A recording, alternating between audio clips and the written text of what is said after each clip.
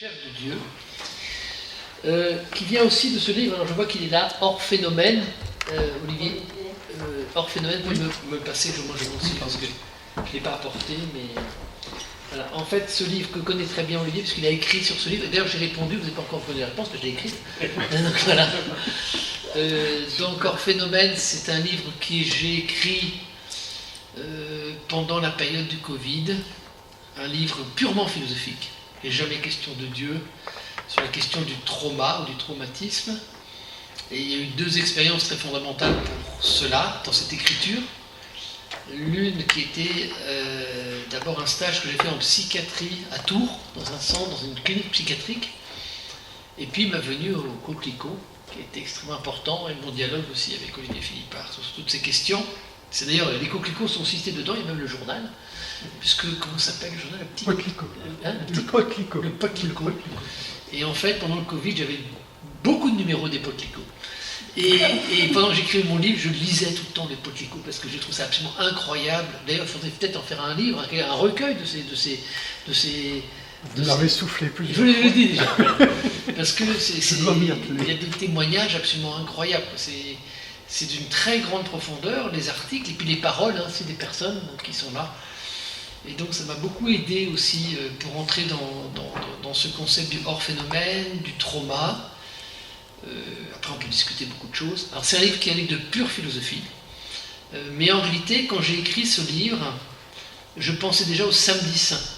Et si vous lisez le prologue du Triduum philosophique, j'explique que j'ai fait un Triduum philosophique sur les 3 jours historiques de la Passion, c'est-à-dire le vendredi saint, dans l'ordre dans lequel je les ai présentés, c'est le vendredi saint, le passeur de Gethsémani, le dimanche de Pâques, le métamorphose de la finitude, et le jeudi saint, les noces de l'agneau, ce qui est l'ordre dans lequel ils ont été écrits, mais pas l'ordre dans lequel je vous les représente aujourd'hui, dans lequel ils sont repris d'ailleurs dans le prochain livre. Et puis je dis, mais il y a aussi les jours symboliques de la Passion, c'est-à-dire les jours anhistoriques, avec le jour du milieu, le samedi saint, le premier jour, la création, et le dernier jour, le jugement dernier. Voilà. Et à chaque fois, pour chacun de ces jours, il faut trouver des existentiaux. Ce que j'appelle des existentiaux, c'est des dimensions de l'homme à convertir.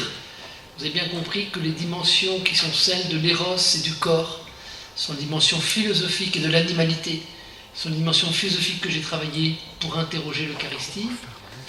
Ensuite, nous avons eu les dimensions de l'angoisse, de la souffrance et de la mort ce matin, pour dire ce qu'il en est du vendredi saint. Aujourd'hui, nous voyons la dimension du trauma, du traumatisme, pour dire ce qu'il en est du samedi saint. Et demain, nous aurons la dimension de la naissance et du corps en chair et en os, pour dire ce qu'il en est du dimanche de Pâques. Voilà. On pourrait, pour le premier jour, penser ce qu'il en est du monde et de la création, et pour le dernier jour, ce qu'il en est de l'enfance et du royaume des cieux, si vous ne devenez pas comme des petits-enfants. Donc il faudrait développer une phénoménologie de l'enfance pour développer une théologie du royaume. Bon. Si Dieu me prête encore vie et que j'en ai un jour le souffle et l'envie, peut-être. Mais ça, c'est des idées qui sont d'ailleurs annoncées, mais bon. Après, nous faisons ce que nous pouvons. Alors, ce livre, Hors phénomène, était un livre important pour moi, qui est d'ailleurs très discuté en philosophie, parce que il y a des personnes qui s'intéressent à mon travail en raison de la phénoménologie, en raison de la philosophie de la religion, ce que nous faisons aujourd'hui. Il y en a d'autres qui s'intéressent à mon travail en raison de la phénoménologie, pas du tout croyant, et puis d'autres aussi en raison de la philosophie médiévale. Par exemple, le livre qui est là, Dieu, la chair et autres, qui est un livre important pour moi, dans lequel on rencontre beaucoup de médiévaux, de pères de l'Église, Saint-Augustin, Jean Scott Eriget, de Canterbury, etc. Et c'est un livre pour nous montrer comment la tradition peut nous nourrir. Donc, il y a plusieurs axes dans mon travail qui se recoupent, mais par exemple, dans ce livre, il s'agit bien de pure philosophie. Et c'est un point capital. Alors pourquoi vous parlez maintenant du samedi saint? Évidemment, nous arrivons à un point tournant. Mais j'aime pas beaucoup parler de ce point tournant, comme si d'un coup, tout allait mal, tout va aller bien. Non. La vie ne va pas ainsi, la nôtre. Et celle avec le Christ ne va pas ainsi non plus. On ne va pas du tout va mal ou tout va bien. Quand bien même le sacrement de réconciliation vous aurait guéri d'un grand coup, comme vous retombez le lendemain ou le surlendemain, on peut se demander quand même de les... Alors, je ne dis pas que c'est pas efficace, mais je dis que moi, le salut, ça c'est la thèse que je vais développer à la fin, c'est que le salut ne consiste pas à ce que Dieu nous tire. Ah oui, il faut l'icône de la... Oui, vous l'avez plus? on patine, si. L'icône. Mais vous voulez que je vous l'envoie? Non, ça on l'a. Ok, c'est pas grave. C'est Si vous ne l'avez pas, c'est pas grave. Enfin, ce qui devrait être projeté, ou ce qui doit être projeté, c'est donc l'icône de la descente aux enfers, que vous devez connaître. Hein. Et donc, dans cette icône de la descente aux enfers, on voit le Christ. Non, ça ne ressemble pas tout à fait, mais c'est joli. On cherche. C'est le Pérou. Donc, on voit le Christ qui vient chercher Adam. Et je vous la commenterai tout à l'heure, si on la trouve. Si on ne la trouve pas, vous laissez tomber, hein. C'est pas très grave. Bien. Peut-être que c'est ma photo qui n'est pas bonne. Non, c'est Ok, mon moi, je PC continue. qui... Donc ne regardez pas trop ça, parce qu'évidemment, si vous regardez l'écran pendant une demi-heure, vous regardez que l'écran. Donc on va faire abstraction de l'écran, une époquée sur l'écran. Une époquée, ça s'appelle une mise entre parenthèses, phénoménologique.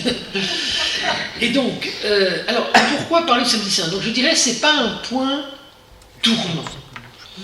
Je dirais d'abord qu'il s'agit d'entrer dans une descente, qu'on appelle la descente au séjour des morts, ou la descente aux enfers. Et ce qui est important, c'est la relève. Je vous disais, la relève, c'est un mot christique par excellence, c'est pas que la maison de l'abbaye, hein, puisque la relève, c'est le relèvement anastasis. Mais pour être relevé, encore faut-il descendre, et c'est ce moment de la descente qui va compter aujourd'hui, qui est le moment de la kénose. Vous savez que la kénose, qui vient de Ekenosein, qui vient de l'Épître aux Philippiens, il s'est dépouillé de sa condition divine, il s'est vidé, Ekenosein, de sa condition divine, pour devenir semblable aux hommes. Et mon hypothèse, c'est qu'il y a plusieurs kénoses, et il y a même une quatrième kénose. Alors moi, je dis qu'il y a une quatrième kénose.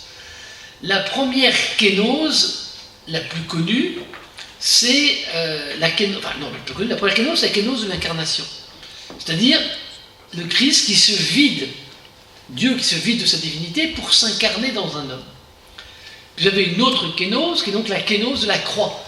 Le Christ qui se dépouille de tous les attributs divins, ce qu'on a vu ce matin, finalement pour ne rester là qu'en croix. Bien. Il y a une autre kénose dont on parle beaucoup, alors dans le christianisme aujourd'hui, mais aussi dans le judaïsme, qui est la kénose de la création. Ça s'appelle le Tzimtzum, je ne sais pas si j'ai parlé de Tzimtzum, qui vient d'Isaac Luria, dans la Kabbale juive au XVIe siècle. Cette idée que Dieu se retire pour laisser la place à l'homme. C'est une idée qui est très développée par Iti Elissoum, par exemple. Hein. Dans une vie bouleversée, c'est-à-dire Dieu s'est retiré, et puis je vais t'aider, mon Dieu, je vais t'abriter en moi, etc. Et puis pour moi, il y a une quatrième kénose, qui est donc la kénose de finitude. Voilà. C'est-à-dire Dieu qui va descendre dans notre finitude, et le lieu de cette finitude, c'est le séjour des morts. Voilà. Donc ça, c'est le premier point que je veux souligner. Donc il ne s'agit pas d'un tournant, il s'agit plutôt d'une catabase suivie d'une anabase. Vous voyez, c'est bizarre.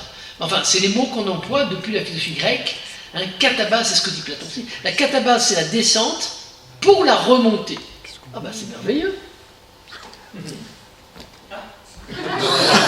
Ça l'est. Non, ça arrive, ça. Voilà, bougez plus. Voilà. Bougez plus. Je ne bouge Voilà. plus. Merci beaucoup.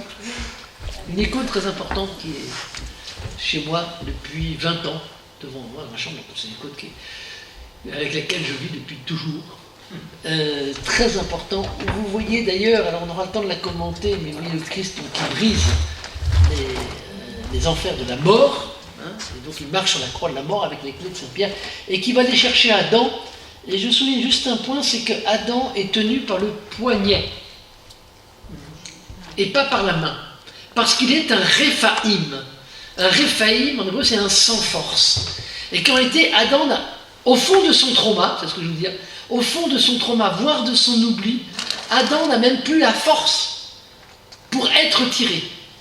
Et le deuxième point que je soulignais, c'est que, est-ce qu'Adam est tiré ou est-ce qu'il est retenu? Voilà. De même que ce matin, nous avons vu dans le retable d'Isenheim, est-ce que les doigts du Christ sont fermés ou ouverts. Eh bien, peut-être peut-on dire qu'Adam est retenu.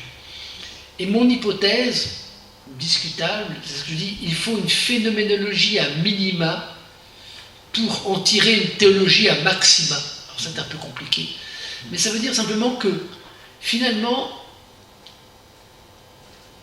il faut le moins pour qu'il y ait le plus.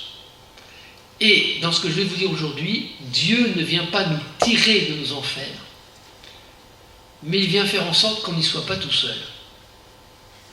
Et c'est là qu'on en est tiré. Bon, c'est une expérience même de couple, ou même d'amitié. Quand est-ce que vous êtes sauvé? Lorsque quelqu'un est avec vous. Pas parce que vous êtes tiré, pas parce qu'on vous en a sorti, mais vous en sortez parce que vous n'y êtes plus seul. Et donc, mon hypothèse, c'est que finalement, Adam n'est plus seul dans l'oubli. Voilà. Mais le christianisme ne vient pas effacer l'ardoise. Et il vient tellement peu effacer l'ardoise que d'une certaine manière, je ressusciterai avec mes stigmates. Alors tout cela va peut-être vous choquer, mais moi j'en suis convaincu. Je pense qu'on ne peut pas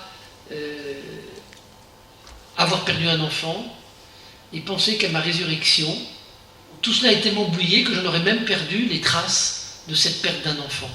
Parce que j'ai vécu avec. Je ne peux pas avoir une maladie et ressusciter en me disant c'est comme si j'avais jamais été malade. Bien sûr que dans la résurrection, je ne suis plus malade, je suis dans la grande santé, et heureusement, je ne suis pas en train de dire quelqu'un de malade qui sera malade au paradis, non. Mais je suis en train de dire que ces traces demeureront comme les stigmates sont demeurés pour le Christ. Parce que cela me constitue. Et on ne peut pas penser qu'on n'est pas constitué par nos maladies, qu'on n'est pas constitué par nos traumatismes, et faire comme si ces traumatismes devaient être totalement effacés.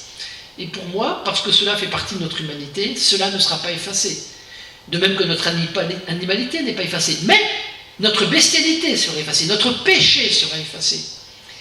C'est pas la même chose de dire que je serai guéri de toutes mes fautes et de tous mes péchés, car oui, et j'y ai ma responsabilité, que de dire que je serai guéri, ou plutôt que seront totalement effacés, tout ce qui constitue mon humanité. Voilà. Et donc, d'une certaine manière, le salut consistera à être avec et ne plus être seul. Ce qui aura bien sûr énormément d'importance. Pourquoi? Puisque dans ce livre Hors Phénomène, j'explique dans le dernier chapitre qu'il y a une solitude originelle et que finalement nous sommes toujours seuls dans nos traumas ou dans notre traumatisme. Donc, en ouverture, je voulais simplement vous dire, non pas un point tournant, comme si on allait changer de route, qui oublie dans les routes en cercle, mais une descente pour une remontée. Parce qu'il faut absolument évacuer tout caractère magique à ce salut. Il faut absolument ne pas voir trop vite le vendredi saint dans la lumière de Pâques, comme le dit Peggy. Et pour ne pas voir trop vite le vendredi saint dans la lumière de Pâques, eh bien il faut en passer par le samedi saint. Et ce samedi saint, c'est précisément le grand oublié de la tradition catholique.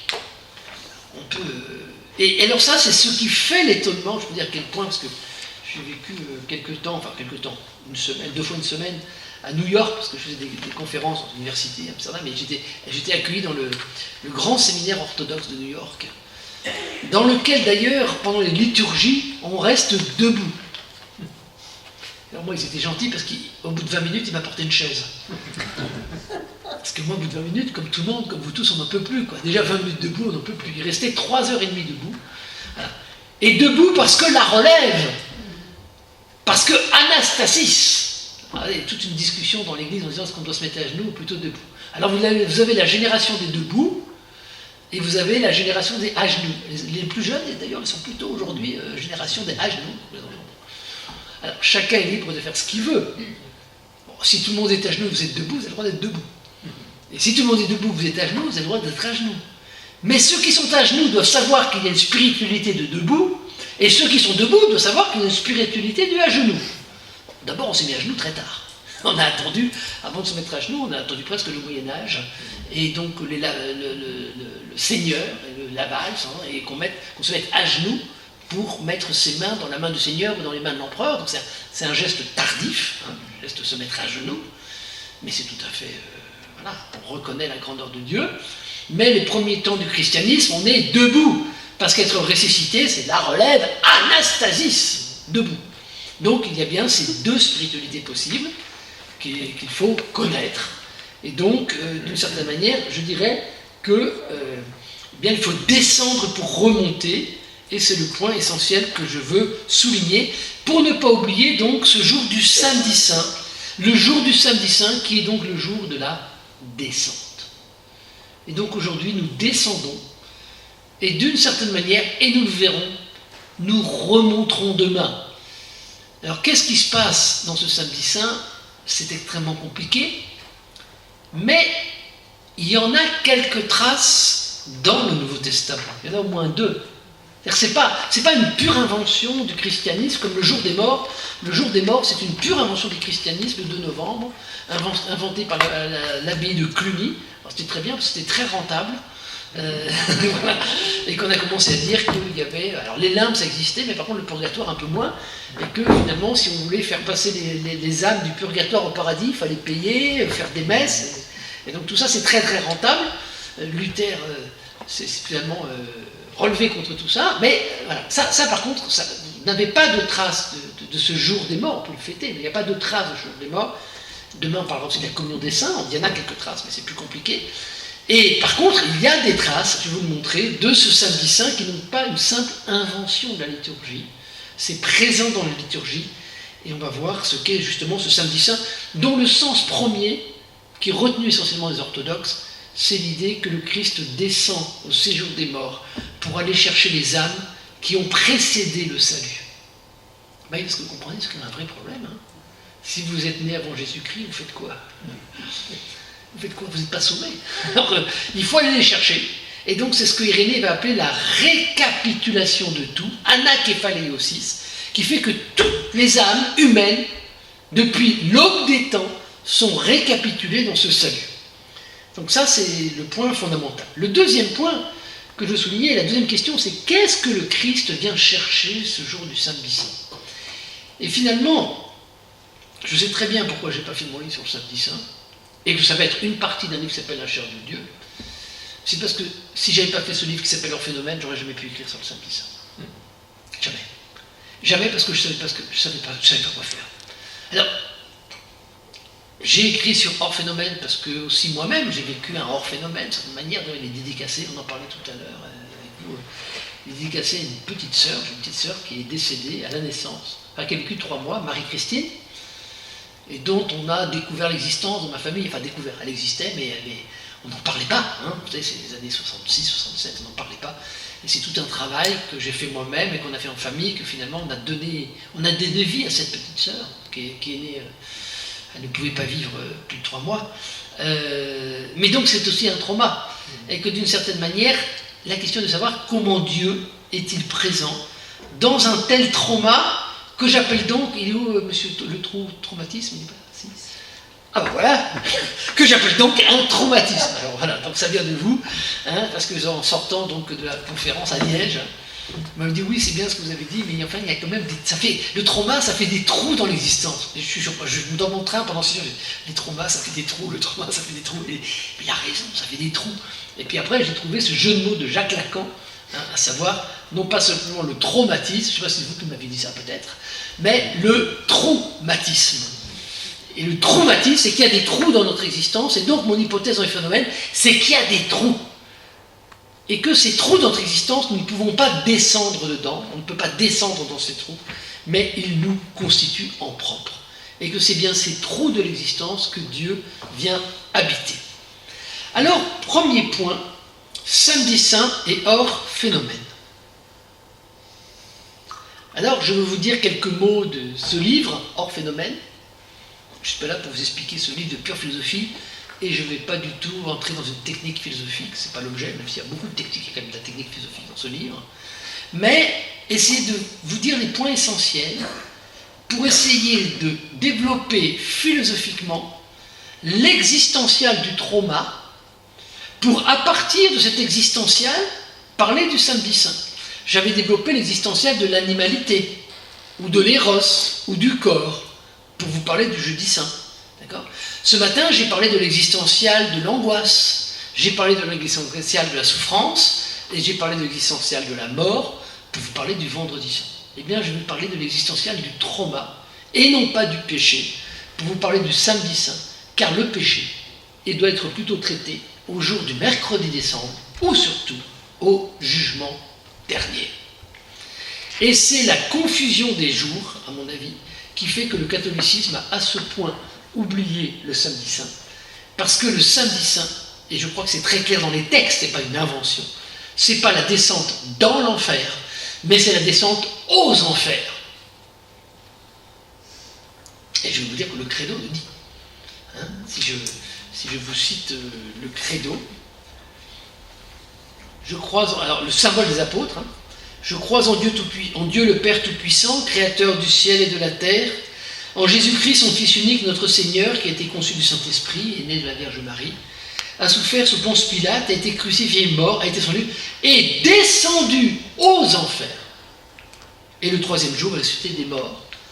En latin, descendit ou descendit ad inferos.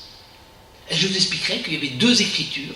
La première écriture, c'était celle-ci, descendit ad inferos. Il est descendu dans les enfers, c'est dans les mondes inférieurs, qui vient de infera, l'enfer, l'inférieur. Mais il y a une autre écriture qui s'est imposée au Moyen-Âge, qui n'était plus descendit ad inferos, mais descendit ad inferna. Il est descendu dans l'enfer, avec un N. Voilà. Mais si vous dites qu'il est descendu dans l'enfer, il n'est pas descendu aux enfers. Et la distinction entre l'enfer au singulier et les enfers au pluriel est fondamentale, parce que les enfers désignent le séjour des morts. Et c'est exactement ce que pensent les orthodoxes. Hein. Pour les orthodoxes, le samedi saint n'a aucune dimension pécamineuse de péché. Il est descendu au séjour des morts. Et non pas, il est descendu dans l'enfer, parce que là, il s'agit plutôt du jugement dernier.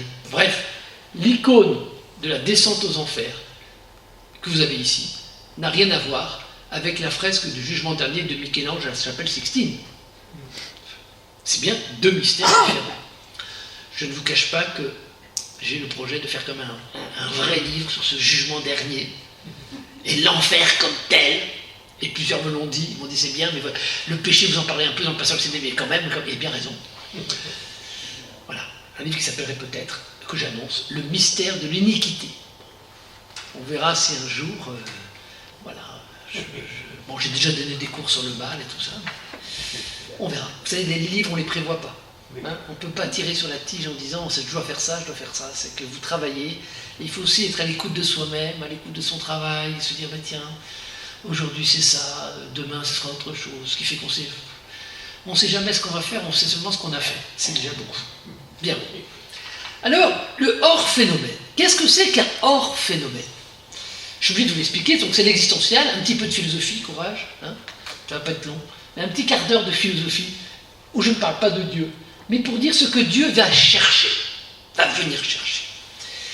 Alors, c'est une hypothèse personnelle, c'est un concept que j'ai créé, hors phénomène, comme le concept de corps épandu, et qui sont peut-être les deux concepts les plus importants de mon travail. Un concept du corps épandu, dont j'ai un tout petit peu parlé, qui est dans les soins palliatifs, mais bien ailleurs aussi dans d'autres textes, qui est cette idée que mon corps ne m'apparaît pas simplement comme corps-sujet, comme chair, mais que parfois mon corps m'apparaît comme un objet. Je vous expliquerai ça un peu plus demain, parce que je parle de la réaction des corps. Et hors phénomène, c'est donc cette idée que parfois, quelque chose me tombe dessus, et me tombe dessus tellement qu'il me brise. On appelle ça parfois le burn-out, ou le breakdown. Le breakdown, c'est Fitzgerald qui a écrit un petit texte qui s'appelle Breakdown, qu'on a traduit par l'effondrement. Et le propre de l'effondrement, c'est qu'il me tombe dessus. Et le tout début de hors phénomène, l'ouverture, c'est « ça me tombe dessus ». Je vais vous raconter une anecdote, mais qui n'est pas moindre du tout, parce qu'évidemment, il y a quelque chose qui m'est tombé dessus pour l'avoir écrit. À un moment donné, on m'a diagnostiqué une maladie sûrement très grave, que je n'ai pas. Mais on a pensé que je l'avais. Et donc, j'ai vraiment pensé, à un moment donné, dans ma vie, il y a 3 ans de cela. Moi qui étais un foudre de guerre qui fonçait partout et tout ça. Tout d'un coup, je sentais des trucs et tout. Bon, il m'aurait dit, oui, peut-être que... Donc j'allais d'examen en examen, enfin, bon, peut-être qu'il y en a qui ont vécu ça. Et puis j'ai entendu dans la bouche d'un médecin que peut-être j'avais... Bon, je ne vais pas vous dire quoi, mais... Et là, si vous voulez, personnellement, c'est une descente dans l'abîme absolu. C'est un insomnie, j'avais fait des insomnies dans ma vie. J'ai commencé à... Voilà, j'avais des polycopiés de mes cours, à déposer des manuscrits à la bibliothèque de l'Institut catholique de Paris, me disant qu'il me restait 6 mois à vivre. Donc voilà, donc je vous dis quand même que c'était... Bon, il y a une expérience. Et en fait, le médecin, qui était un ami philosophe, qui m'a dit, qui était très inquiet pour moi, qui m'a fait revenir je ne sais pas combien de fois, et en sortant de chez lui, je me suis effondré, et je lui ai écrit un texto, et je lui ai dit, écoutez, je viens d'écrire un livre qui s'appelle... alors c'est un autre livre que j'ai écrit, sur une Freud qui s'appelle « Ça n'a rien à voir », et je lui ai dit, j'ai un nouveau titre, « Ça me tombe dessus ». Il m'a dit, non, monsieur Falk, il me répondait en texto tout de suite, il m'a dit, j'ai un meilleur titre, ça va aller mieux. Bon. Il a raison, parce que ça va mieux, ça va même bien, parce que je n'ai pas cette maladie qu'on m'a diagnostiquée. En dehors de cette expérience, peut-être que j'aurais jamais écrit ce livre, hein. Donc que vous dire, voilà, on fait avec la vie qu'on a. Voilà, de même, tout ce que je vous ai dit sur le chaos, je vous dis comme maintenant, le chaos et les noces de l'agneau, en fait, ça vient d'un fait absolument simple dans ma vie, mais que beaucoup ont vécu, c'est-à-dire que j'avais acheté une maison sans avoir vendu l'autre. Ben, tout ça c'est bien, mais enfin, quand vous êtes père de famille, que vous avez 4 enfants, que vous avez vendu une maison sans avoir vendu l'autre, et que la banque vous appelle pour dire qu'il faut faire un prêt relais, que personne ne peut vous prêter de l'argent, que... Alors mon accompagnatrice m'a dit « Ah, Emmanuel, enfin le poids de votre incarnation !» Elle avait raison. Mais c'est pour ça que dans les noces de l'agneau, vous avez du corps, vous avez de la passion, vous avez de la pulsion, vous avez... Parce que moi je suis descendu au fond, je me dis « Mais je fais quoi ?» Je me dis « Mais si le Christ il vient pas là dans son corps, il vient où ?» Donc tout est de l'ordre de l'expérience, forcément. Enfin, il ne faut pas croire que les philosophes, en tout cas moi, j'ai jamais écrit indépendamment de ma vie, hein, et des rencontres et tout ça. Voilà. Donc hors phénomène, qu'est-ce que c'est qu'hors phénomène? Donc l'idée c'est que ça me tombe dessus. Donc le texto, c'est l'ouverture. Et qu'est-ce qui me tombe dessus? Eh bien, je prends 5 exemples dans ce livre, qui sont la maladie, la séparation, la mort d'un enfant, la catastrophe naturelle et la pandémie. C'est écrit en pandémie. Et le propre de ces 5 phénomènes, maladie, séparation, mort d'un enfant, catastrophe naturelle et pandémie, c'est que d'une certaine manière, ils sont hors de cause. C'est-à-dire qu'on ne peut pas les expliquer. Ça vous tombe dessus, vous ne savez pas pourquoi. Et même la séparation. Car, bon, moi, je n'ai pas vécu de séparation, mais tous les amis qui sont autour de moi qui ont vécu des séparations, eh bien, ça leur est tombé dessus. On ne sait pas comment on est arrivé là. Alors, c'est surtout pas en cherchant des coupables que vous en sortez, parce que d'ailleurs, il n'y a jamais de coupable. Donc, ça vous tombe dessus. Et quel est le propre d'un phénomène qui vous tombe dessus? Eh bien, c'est qu'il vous brise vous-même. Et donc, ma question, c'est qu'est-ce que c'est qu'être brisé? Et donc, à ce moment-là, j'essaie de définir un champ dans la philosophie ou dans la phénoménologie qui est ni celui de la phénologie allemande, ni celui de la phénologie française. À quel point que certains m'ont dit que j'étais sorti de la phénoménologie, en citant d'ailleurs beaucoup de Deleuze et bien d'autres, Nietzsche ou Spinoza. On peut discuter, j'ai écrit un texte qui s'appelle Orphénologie, point d'interrogation, pour essayer de justifier si oui ou non j'étais phénologue, mais ça c'est pas la question ici. Bien. Alors, qu'est-ce qui arrive? Eh bien, si vous voulez, il y a 2 manières ordinaires de considérer un phénomène, c'est-à-dire une chose telle qu'elle apparaît. Soit vous dites que quelque chose prépare cette apparition, ce que je vais appeler l'infraphénoménal. Bon, je ne veux pas vous faire de la philosophie pour vous fatiguer trop, mais il y a le flux de conscience chez Husserl, ou le phénomène qui se tient en retrait chez Heidegger. Par exemple, Heidegger explique que lorsque Van Gogh va peindre les souliers de la paysanne, il va montrer le monde de la paysanne qui se cachait et qui va être révélé par le tableau.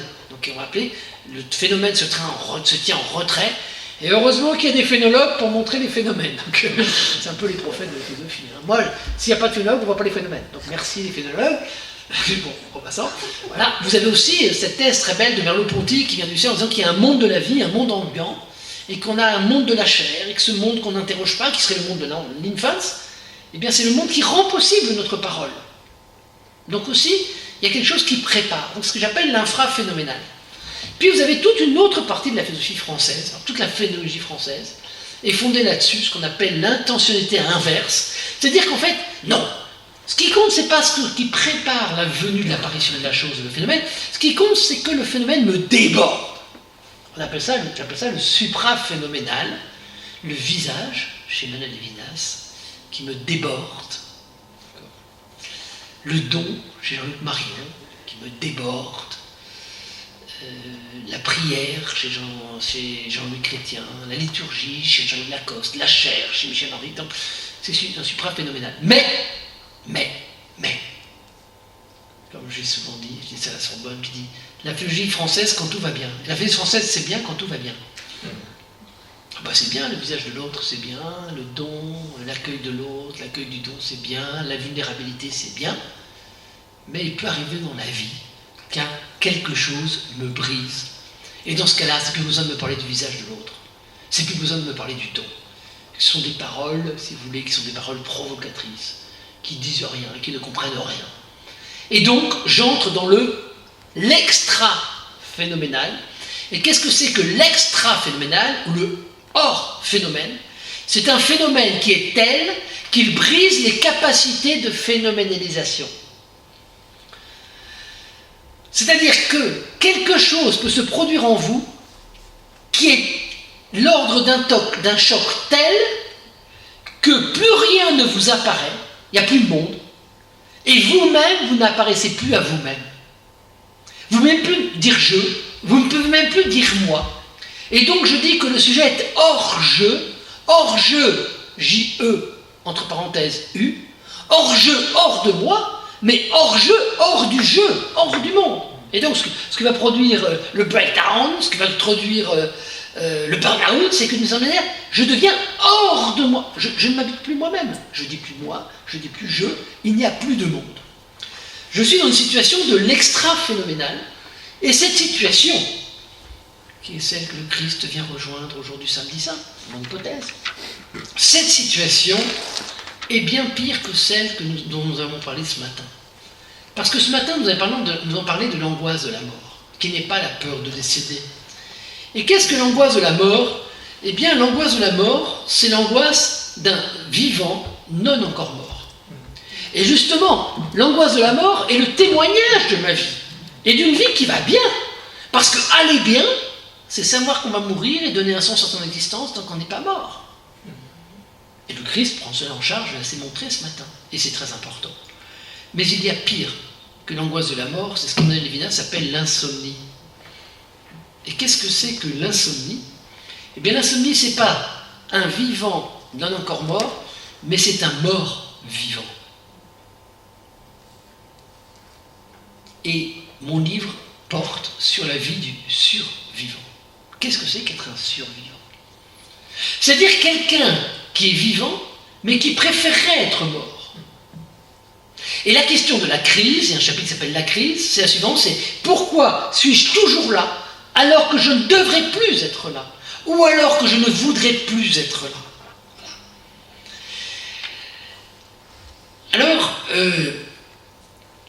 cette situation-là, du mort-vivant, c'est une situation finalement où j'entre dans la dimension de l'impensable, ce qui est le titre d'un chapitre, l'impensable au sens où je ne peux plus penser.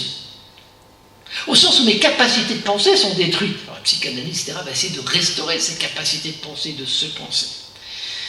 L'impensable, au sens où il peut se produire en moi quelque chose, un trauma, de sorte que l'impensable n'est pas ce que je ne pense pas encore et que je devrais penser. C'est la thèse de Heidegger, dans son très beau cours qui s'appelle Qu'appelle-t-on penser, où il dit que ce que nous devons penser, c'est que nous ne pensons pas encore. Alors que moi, l'impensable désigne l'acte de dépenser. J'ai fait un peu mon Derrida, mais c'est rare. Mais j'étais content ce jour-là, je me souviens, j'étais en salle de bain, et tout le monde me dit « Ah, dépenser !» C'est en plein Covid. Mais dépenser, c'est pas simplement dépenser son argent. Dépenser, c'est qu'il n'y a plus de capacité de penser. Voilà. Et qu'à ce moment-là, j'entre dans un chaos, et avec un nouveau concept de chaos. Parce que mon premier concept de chaos, c'est celui que je vous ai développé hier. Je vous ai parlé d'Hésiode. Au commencement naquit chaos, puis vint Thérésienne, vous vous rappelez? Et puis je vous ai parlé aussi de la terre, des êtres, des vies, Tohu Vabohu. Et puis je vous ai dit que c'était le chaos d'Hésiode, qui est de l'ouvert et de l'abîme, ce que je maintiens pour le jeudi saint. Mais là, nous sommes dans un autre chaos, qui est le chaos d'Anaxagore. Et celui qui m'a montré le chaos d'Anaxagore, c'est Nietzsche, dans ses premiers cours. Alors que le chaos d'Hésiode, c'était Heidegger. C'est pas étonnant, parce qu'Heidegger, ce qu'il aime, c'est l'ouvert. Et le chaos d'Hésiode, c'est l'ouvert. Au commencement, naquit chaos. Alors que qu'est-ce que c'est que le chaos d'Anaxagore, et non pas d'Hésiode? C'est le pêle-mêle, c'est le plein, c'est le concassé. C'est-à-dire que, en fait, vous êtes plein de quelque chose, il n'y a plus d'ouvert. Et ce que j'essaie d'expliquer dans ce livre, c'est que, en cas de trauma, il n'y a plus d'ouvert, il n'y a plus de fermé. Et je dis même que ne rêvez pas de redevenir ouvert. Ça, c'est tout mon débat avec Maldinet, où je critique une certaine forme de la phénologie psychiatrique, voire du soin, où on va penser qu'il s'est fermé sur lui-même, il faut le réouvrir. Ne vous êtes jamais rouvert. Parce que la maladie, la séparation, la mort d'un enfant, une catastrophe naturelle, une pandémie, fait que je deviens radicalement autre. Et c'est cette expérience que je deviens, non pas un autre moi-même, ni un autre que moi-même, ni un soi-même comme un autre, pour prendre le mot de Ricoeur, mais je deviens autre à moi-même. Voilà. Tout d'un coup, dans le cas d'un trauma, je deviens étranger à moi-même. Je ne me reconnais pas moi-même. Je suis comme le poète Gongora, cité par Spinoza, où Spinoza dit, et c'est le seul, il dit, il avait, donc le poète Gongora a été atteint d'un Alzheimer, il n'a pas le nom, et donc personne ne le reconnaissait, et lui-même ne se reconnaissait pas. Et il dit, il avait changé de substance, et changé de nature. Differt secundum substantiam et secundum naturam. Il est devenu totalement autre. Et ce que j'essaie d'expliquer, c'est que dans le cas du trauma, nous sommes totalement transformés. De sorte qu'on n'est plus le même. Mais en réalité, c'est cela la vie. Elle est aussi des métamorphoses qui parfois sont une totale transformation. D'où le fait que le leitmotiv de ce livre de philosophie, ce n'est pas le leitmotiv de Heidegger, autant d'apparence, autant d'être, ni le leitmotiv de Jean-Luc Marion, autant de réduction, autant de donation, mais c'est le leitmotiv autant d'exception, autant de modification. L'exception, c'est qu'une exception, quelque chose qui arrive dans ma vie, auquel je ne pouvais absolument pas m'attendre, fait que finalement, je ne suis plus le même, et je ne peux même plus dire « je ». Le sujet est hors jeu, je ne peux plus dire « je pense » au nominatif, je ne peux plus dire « à moi, me voici » comme le vinas au locatif, je ne peux pas dire « moi » à l'accusatif, je ne peux pas dire « à moi » au datif, je ne peux pas dire « pour moi » au datif, je peux dire simplement « ça pense en moi » ou « on me pense », comme disait Rimbaud dans sa lettre à Débigny, ou comme le disait encore Antonin Artaud. Ce chaos, ce pêle-mêle, fait que finalement, il n'y a pas que le corps épandu, il y a la pensée épandue. Ce que j'appelle la pensée épandue. Ce livre n'est que sur le psychique, et les autres sont sur le physique, et je prépare un livre qui s'appelle En chair et en os, qui sera un recueil de textes, justement, sur la question du corps épandu. Et qu'est-ce que c'est que la pensée épandue? Eh bien, c'est cette idée d'Isaïe, mes pensées ne sont pas mes pensées, vos pensées ne sont pas mes pensées, mais je veux dire que ces pensées ne sont pas mes pensées parce que lorsque je suis atteint d'un trauma, je ne reconnais pas les pensées. Et je ne me reconnais pas dans mes pensées. Mes pensées sont en moi comme des objets. De même que dans le corps épandu, mon corps est pour moi comme un objet. Parce que qu'est-ce que c'est que le corps épandu? C'est l'inverse du membre fantôme. Merleau-Ponty dit, c'est étrange, il peut arriver que je sois capable de ressentir un membre que je n'ai pas. C'est le cas du gudjat, c'est le cas de l'amputé. Et cela vient du corps propre, parce que mon corps constitue l'espace, et donc, même s'il me manque une jambe, je vais constituer le monde avec cette jambe qui me manque. Mais moi, le corps épandu, c'est l'inverse, à savoir, l'inverse du membre fantôme, à savoir, non pas, qu'est-ce que cela signifie que de ressentir un membre qu'on n'a pas, mais qu'est-ce que cela signifie de ne pas ressentir un membre qu'on a. Alors, il y a l'engourdissement, hein, simplement la jambe engourdie, il y a la mâchoire engourdie chez le dentiste, d'accord. Mais il peut y avoir la tumeur cancéreuse, il peut arriver parfois que mon corps ne soit pas mon corps. Il peut arriver que mon corps ne soit pas un corps propre, mais soit un corps impropre. Et bien de même que je vais dire que mon propre corps peut m'apparaître comme objectivé, je ne suis plus capable de dire comme Descartes, il serait impossible de dire que ce corps-ci, ces mains-ci ne soient pas à moi, ou alors je serais un fou. Eh bien il arrive de dire que parfois, alors bon, je pense au coquelicot, ben c'est tout le temps quoi. C'est peut-être que. Je crois qu'il m'a fallu 4 minutes pour comprendre. Enfin, j'avais déjà été dans des centres quand même, mais là, pour voir le rapport au corps de ces personnes. Hein. Parfois, vous dites, mais ils sont. Vous voyez ce que je veux dire vous pouvez faire de la philosophie en disant je suis mon corps, mais ils auront du mal à dire je suis mon corps. Alors vous allez travailler avec eux pour qu'ils puissent dire je suis mon corps, mais ils ne disent pas je suis mon corps. Donc, d'une certaine manière, voilà. Mais ça, c'est une expérience très profonde qui n'est pas du tout réservée. Là, on le voit de façon extrême. Mais aussi, c'est ce que nous pouvons vivre. Et la même chose pour l'expansion de la psyché. Je me souviens de ce jeune qui nous courait après parce qu'il tirait les chasses d'eau derrière nous. Comment il s'appelait ? Raphaël. Incroyable. C'était incroyable, quoi. Quand je visitais, il y avait un jeune qui tirait les chasses d'eau. Je dis, mais vous inquiétez pas, il passe sa matinée à tirer les chasses d'eau. Mais c'est incroyable, quoi. Je me suis dit, mais c'est incroyable, quoi. Ben ça, c'est l'expansion de la psyché. C'est-à-dire qu'il n'y a plus de place pour autre chose. C'est que ça. Donc le chaos, c'est plutôt de l'ouvert. C'est du plein. Du plein. Alors, en vivant ces expériences, eh bien, j'atteins, c'est le dernier chapitre, j'atteins ce que j'appellerais la solitude originelle. Et c'est un chapitre, pour moi, extrêmement important, qui a été beaucoup discuté, qui consiste à dire que finalement, eh bien, nous sommes seuls. Et que la phénoménologie, la philosophie n'a pas vraiment pensé la solitude. Et en particulier la phénoménologie, parce que depuis un siècle, on n'arrête pas de vous parler d'autrui. Alors, dès qu'il y a un problème, l'autre. Alors, il n'y a pas de problème, il y a l'autre. Vous avez un problème en psychiatrie, l'autre. Vous avez un problème en psychanalyse, l'autre. Vous avez un problème en théologie, l'autre. Vous avez un problème en médecine, l'autre. Et dans l'accueil de l'autre. J'en peux plus. Le salut par autrui. À force de vous répéter qu'il y a du salut par autrui, d'une certaine manière, vous n'habitez pas tout à fait vous-même, et 2, on ne reconnaît plus en nous ce que j'appellerais le noyau de solitude. Le noyau de solitude qui est constitutif, c'est là où je ne suis pas tout à fait d'accord avec Abraham et Doroc, parce qu'ils ont parlé de cette solitude, mais c'est une solitude qui me protège. Moi, je ne parle pas d'une solitude qui me protège, ou Mélanie Klein, etc., la capacité d'être seul, et c'est essentiel. Mais c'est plutôt une solitude qui est un noyau de solitude, parce que cela que je vis en moi, qui est mon trauma, je n'y ai pas accès. Je n'y ai pas accès. Et l'autre n'y a pas accès. Et donc je suis seul, d'une solitude absolue. Évidemment, je ne vais pas descendre dans cette solitude, parce que je ne peux pas y descendre, parce que c'est de la solitude. Mais je sais que c'est cela qui me constitue en propre.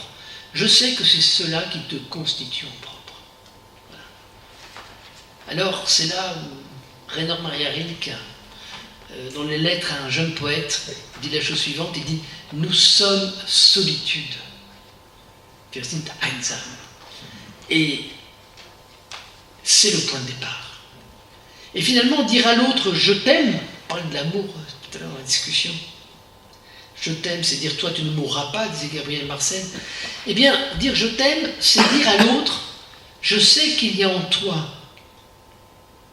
quelque chose que je ne connais pas et que je ne connaîtrai jamais. Je sais que pour toi, cela même que je ne connais pas et je ne connaîtrai jamais, tu ne le connais pas et tu ne le connaîtras jamais. Et je sais que moi aussi j'ai en moi quelque chose que je ne connais pas et que je ne connaîtrai jamais. Et tu sais qu'il y a en moi quelque chose que tu ne connais pas et que tu ne connaîtras jamais. Mais ce n'est pas de l'apophatisme, ce n'est pas du mystère. Parce que le mystère, c'est quelque chose que je ne connais pas, mais qu'un jour, peut-être, je connaîtrai. Non, c'est pas ça, c'est du noyau. Voilà. Et ce noyau de solitude, il nous constitue en propre. Dans un couple, c'est une évidence, quoi. Enfin, au bout de 20 ans, 30 ans, vous avez 40 ans, vous n'avez plus besoin de parler, quoi. L'autre, il va pas. Même pas besoin. C'est pour ça le problème, c'est que vous rentrez du travail, et en 5 minutes, l'autre, il sait que vous n'allez pas bien. Et même pas besoin de parler. Voilà. Et que c'est l'infance, et que ce noyau, c'est cela. Et qu'est-ce que c'est que l'amour? Eh bien, c'est ce que dit Rainer Maria, qui dit que l'amour, c'est deux solitudes qui se penchent l'une vers l'autre et qui se congratulent. Pour simplement vous lire un passage là-dessus, je voudrais vous lire un passage d'Anne-Dauphine Julien, vous connaissez probablement, c'est pas Anne-Dauphine Julien, qui a perdu 2 enfants de maladie congénitale, et puis ensuite elle a perdu 3, puisque son fils, celui qui est resté, s'est suicidé, Gaspard, il y a 1 an.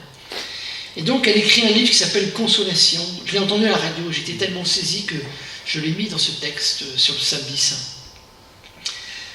Donc 2 enfants viennent de mourir et elle parle avec son mari.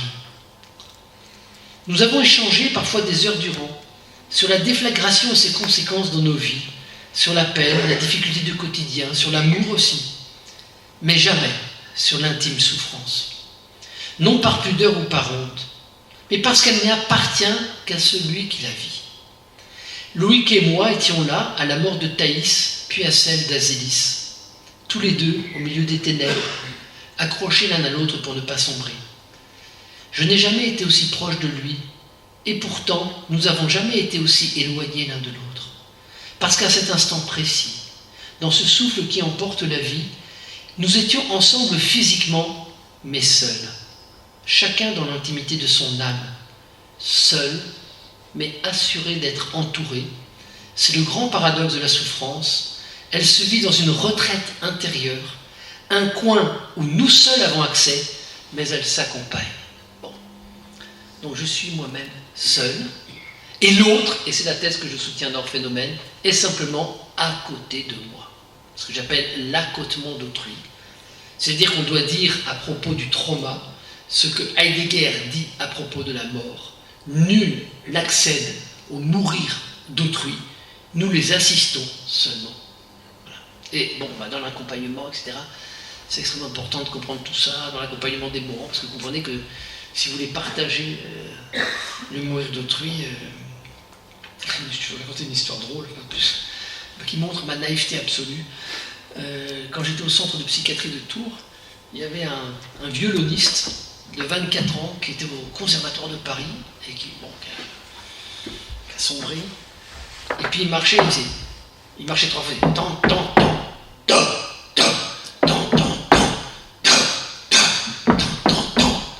Donc on est dans un séjour fermé. Moi j'étais là, puis au bout d'1 heure, je vois passer. Donc je vais voir les infirmières, les soignants, le psychiatre. Je lui dis, qu'est-ce qu'il fait? Ah, il fait ça tous les jours. Je lui dis, je pourrais lui parler. Ah allez-y si vous voulez. Alors, ça va monsieur? T'entends pas? Ça va monsieur? Rien quoi. Le petit naïf qui arrive et qui croit qu'il va parler et qui va discuter et que l'autre va lui répondre. Rien du tout. Rien du tout. Donc là j'ai pris une claque. Et là je me suis dit, disons, c'est un sacré métier quoi. On est là et pas plus quoi. Et moi j'étais là en philosophe en me disant, vous allez voir, je vais discuter avec lui. Bon, au moins il a fallu 5 minutes pour que j'apprenne beaucoup. Bon, voilà. J'ajoute enfin, et je termine sur hors phénomène, pour vous dire sur hors phénomène, c'est qu'il n'y a pas besoin forcément de vivre un trauma pour savoir que cela est là. Car si nous ne sommes pas tous traumatisés, nous sommes tous traumatisables. Et en réalité, si le hors phénomène vient du choc, comme dit Deleuze, nous avons tous en nous une fêlure. Et la fêlure, c'est justement cette faille qui nous constitue en propre, et elle est toujours déjà là. En ce sens, le choc révèle simplement ce qui est toujours là. Alors la question, eh bien, est Dieu dans tout ça? Est Dieu dans tout ça? Alors ça, c'est que de la philosophie. Il y a un mot sur Dieu. Et Renaud Barbaras, qui a fait une conférence là-dessus, il m'a dit, vous aviez vu, non? Ah non, c'était pas là.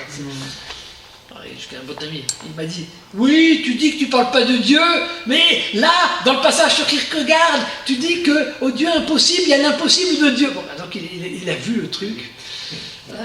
Non pas que j'ai voulu cacher, mais c'est une difficulté quand même, parce que je revendique aussi ce que je vous dis aujourd'hui, à savoir que je suis chrétien, croyant, mais je ne voudrais pas non plus penser que parce que je suis chrétien et croyant, je n'ai pas le droit d'être un philosophe comme tout le monde.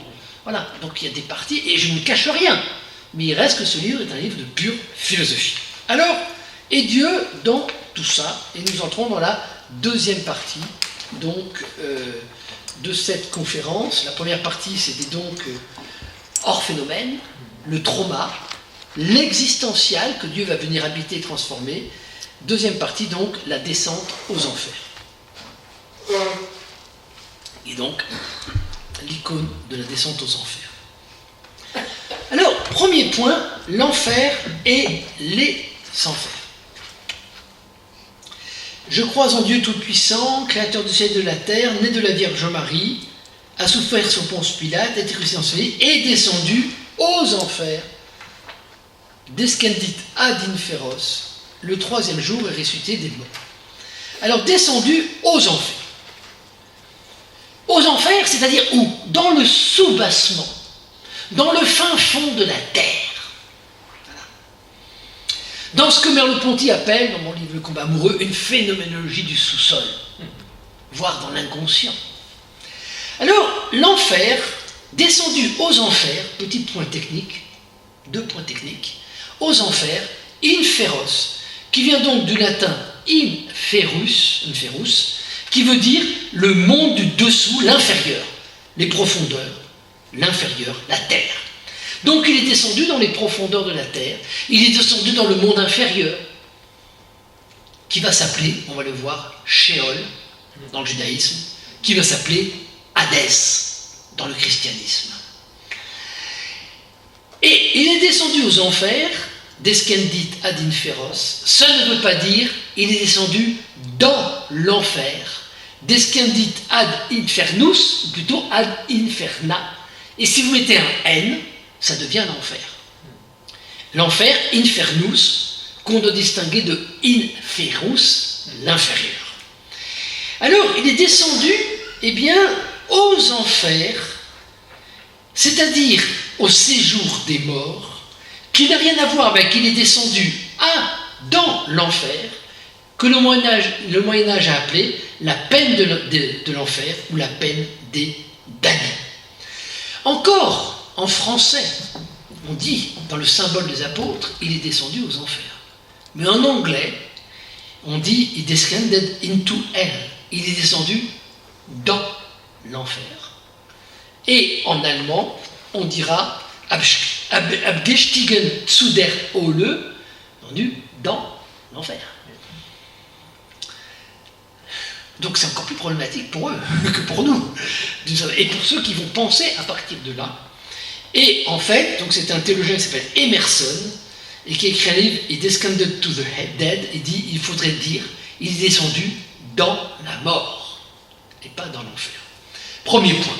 Deuxième point de précision, deuxième point langagier, extrêmement important. C'est toujours au pluriel.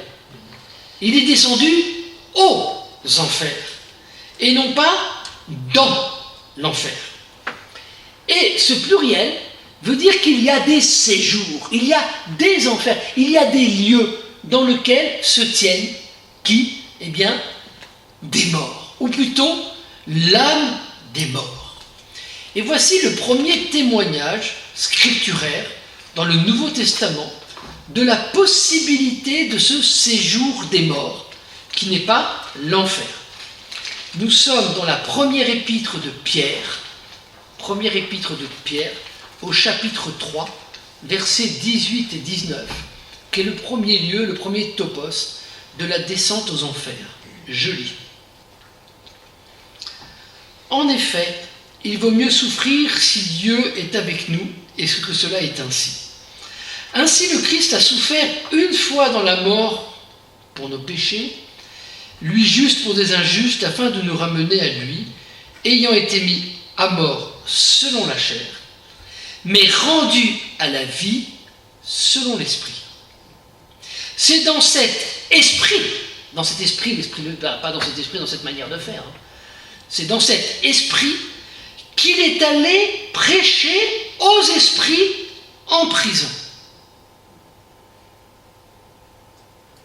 Et il ajoute, Pierre ajoute, c'est pour cela que l'évangile a été aussi annoncé aux morts, afin que, condamnés, il est vrai, selon les hommes dans la chair, ils vivent selon Dieu dans l'esprit.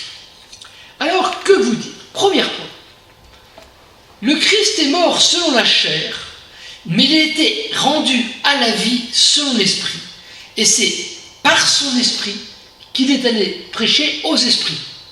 Son pneuma est allé prêcher aux pneumatikos, à ceux qui ont des esprits.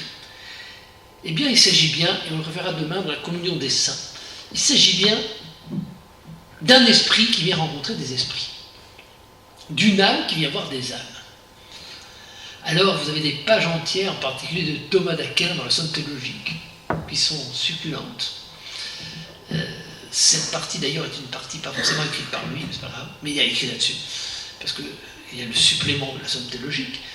Et on se demande, écoutez donc, le Christ est mort, il est au tombeau, hein, depuis ce matin, il est mort sur la croix, tout est accompli. Qu'est-ce qui se passe le samedi saint? Il descend aux enfers, avec son corps ou sans son corps?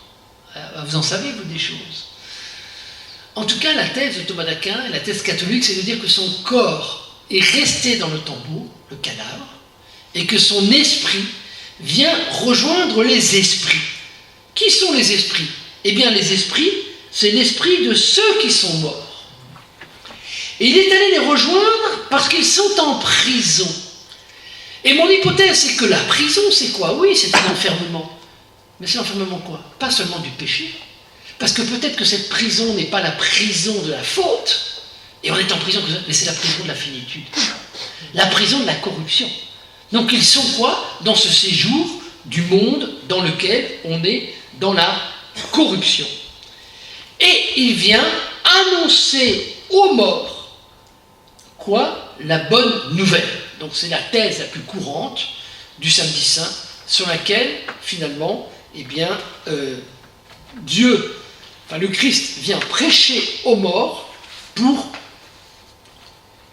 leur annoncer la bonne nouvelle, et que donc même les âmes qui sont prises dans la mort avant la venue du Christ sont elles aussi récapitulées dans le salut, dans les clés de la mort. Ça, c'est l'hypothèse la plus courante et qui vient d'ailleurs de cette épître de Pierre. Alors, le Christ, eh bien, à ce moment-là, éprouve, selon moi, vit une kénose, que j'appelle donc une kénose de finitude. Donc, deuxième point, après l'enfer et les enfers, la kénose de finitude. Alors, c'est vrai que je vous ai dit qu'il y avait la kénose de la croix et la kénose de finitude et la kénose pour le péché. Il n'est pas du tout question pour moi de nier cette dimension du péché, tout à fait développée par saint Paul, à savoir que le Christ est mort pour nos péchés, en 1 Corinthiens 15:3, pour que nous vivions au-dessus d'eux. Mais la dimension du péché, c'est, dans l'Ancien Testament, la dimension de la géhenne. Et mon hypothèse, c'est que l'enfer, et c'est vrai d'ailleurs, vraiment, dans le monde juif, les enfers, ce n'est pas la géhenne, c'est le shéol. Et la géhenne et le shéol, ce n'est pas la même chose. Car qu'est-ce que c'est que la géhenne? C'est le lieu de ce feu qui ne s'éteint pas. Alors c'est ce qu'on voit bien sur nos cathédrales, hein, toujours sur la droite. C'est d'ailleurs le plus intéressant. Je me souviens avoir visité avec ma fille il y a très longtemps la cathédrale de Bourges. Et donc on visitait et on a passé 1 heure tous les deux ensemble devant les enfers. Et après, elle a gardé dans sa chambre pendant 4 ans la photocopie de la cathédrale de Bourges avec les enfers, les évêques, le feu. Parce que c'est là que tout se passe. C'est quand même très passionnant. Et alors là, c'est la géhenne, parce que qu'est-ce que c'est que la géhenne? Qu'est-ce que c'est que ce feu? C'est un feu qui consume sans consommer. C'est pire que tout, quoi. C'est pas Jeanne d'Arc. Parce que Jeanne d'Arc, une fois qu'elle est morte, elle est morte. Mais vous n'êtes pas mort. Vous êtes toujours en train de brûler. Alors certes, les chrétiens disent souvent, oui, mais enfin, la géhenne, c'est l'Ancien Testament, nous, on n'est plus là-dedans du tout. je voulais simplement un passage. Vous savez, le passage du mauvais riche et de Lazare le pauvre. Le riche mourut. C'est dans l'Évangile. Le riche mourut, et aussi on lui donna la sépulture. Dans l'enfer, pas les enfers, il leva les yeux, et tandis qu'il était en proie au tourment, il vit de loin Abraham et Lazare. Lazare qui était le pauvre auprès de qui il n'était pas allé porter secours. Et il s'écria, Abraham, donc lui il est dans la GN, Abraham, notre père, aie pitié de moi, et envoie Lazare pour qu'il trempe dans l'eau le bout de son doigt et me rafraîchisse la langue, car je souffre cruellement de ces flammes. Bon, ça veut dire... Comment ? Qui a fait ce texte ? Luc, l'évangile de Luc. Ah oui, non, je suis désolé, Luc 16, 24. Voilà. Sauf que ça, c'est pas souvent dans la liturgie. Voilà. Et que si c'est dans la liturgie, tous les chrétiens sortent et disent « Ah non, c'est scandaleux, c'est n'importe quoi. » Et puis on dit bah, « Alors ça n'existe pas, parce que c'était le monde des Juifs qui... Voilà, des traces du judaïsme. » Non, ça existe. La gêne existe, les enfers existent, et ça doit exister. Il faut écrire là-dessus, je m'y efforcerai. Alors, vient ensuite le Sheol. Et qu'est-ce que c'est que le Sheol relativement à la Géhenne, qui est le feu éternel ? Eh bien, le Sheol, c'est l'abîme. L'abîme de la terre, même l'abîme du Tohu, la profondeur de la fosse, l'oubli dans la mort, les ténèbres où j'ai capitonné ma couche. Alors, il y a partout du Sheol. Je vais vous lire simplement un passage du livre de Job. Alors, il y a les trois Eliphaz qui lui disent tout va aller bien, t'inquiète pas, ça va aller mieux, je vais t'instruire, je te le dirai, j'ai appris, etc. Et il ajoute enfin, ces ténèbres, ils me disent que la lumière est proche. Le vendredi saint, vous dites pas de problème, bientôt la lumière de Pâques. Ben non, il faut habiter Job. J'ai beau attendre, le Sheol est ma demeure. Dans les ténèbres, j'ai disposé ma couche. J'ai dit à la fosse, tu es mon père. J'ai dit au ver de terre, vous êtes ma mère et ma sœur. Où est donc mon espérance ? Elle est descendue aux portes du Sheol, si du moins dans la ténèbre, on trouve du repos. Donc, qu'est-ce que c'est ? Oui ? Job 17, 13. Job 17, 13. Donc, le Sheol, c'est cette descente dans les enfers, et j'ajoute une autre référence, Job 7, 9 et Job 10, 22. Pourquoi ? Eh bien parce que Job va nous parler ici de la nuit. Je lis. Une nuée se dissipa et s'en va. Voilà celui qui descend sous la terre pour ne plus remonter. Mes jours sont-ils nombreux ? Qu'il cesse la crise. Pourquoi être encore là, la survie ? Qu'il cesse avant qu'il me lâche, que je m'amuse un peu avant de m'en aller sans retour, au pays de ténèbres et d'ombre de mort, au pays où l'aurore est nuit noire, où l'ombre de la mort couvre le désordre et la clarté y est nuit noire. Alors pourquoi c'est si important, la nuit noire pour moi ? Eh bien parce que dans Hors phénomène, dans le premier chapitre, je distingue entre la phénoménologie de la nuit et la nuit de la phénoménologie. La phénoménologie de la nuit, qui serait une phénoménologie de vie apparente, qui dit je vis et j'entre dans une nuit, mais il y a de la nuit parce qu'il y a de la lumière. Et puis il y a un seul auteur qui a dit il y a une autre nuit qui existe, qui est la nuit véritable, la nuit noire, d'une absence totale de lumière. La véritable nuit, c'est Maurice Blanchot. C'est Maurice Blanchot qui a parlé de la nuit noire, de la véritable nuit, où on en a oublié jusqu'à l'idée même de la lumière. Et moi, je ne parle pas d'une phénoménologie de la nuit, d'une phénoménologie de l'obscurité, parce que la nuit, pour les chrétiens, c'est toujours l'obscurité. C'est l'obscurité, puis la lumière va venir. Je vous parle de la nuit de la phénoménologie. C'est l'impossibilité de la lumière. Car qu'est-ce que produit le trauma ? C'est cela. Parce que quand le sujet est détruit, lui-même, et que le monde est détruit, et que je constate qu'une seule chose, c'est que je suis encore là, et bien d'une certaine manière, je n'ai même plus l'idée de la lumière. Parce que je n'ai plus l'idée de la nuit.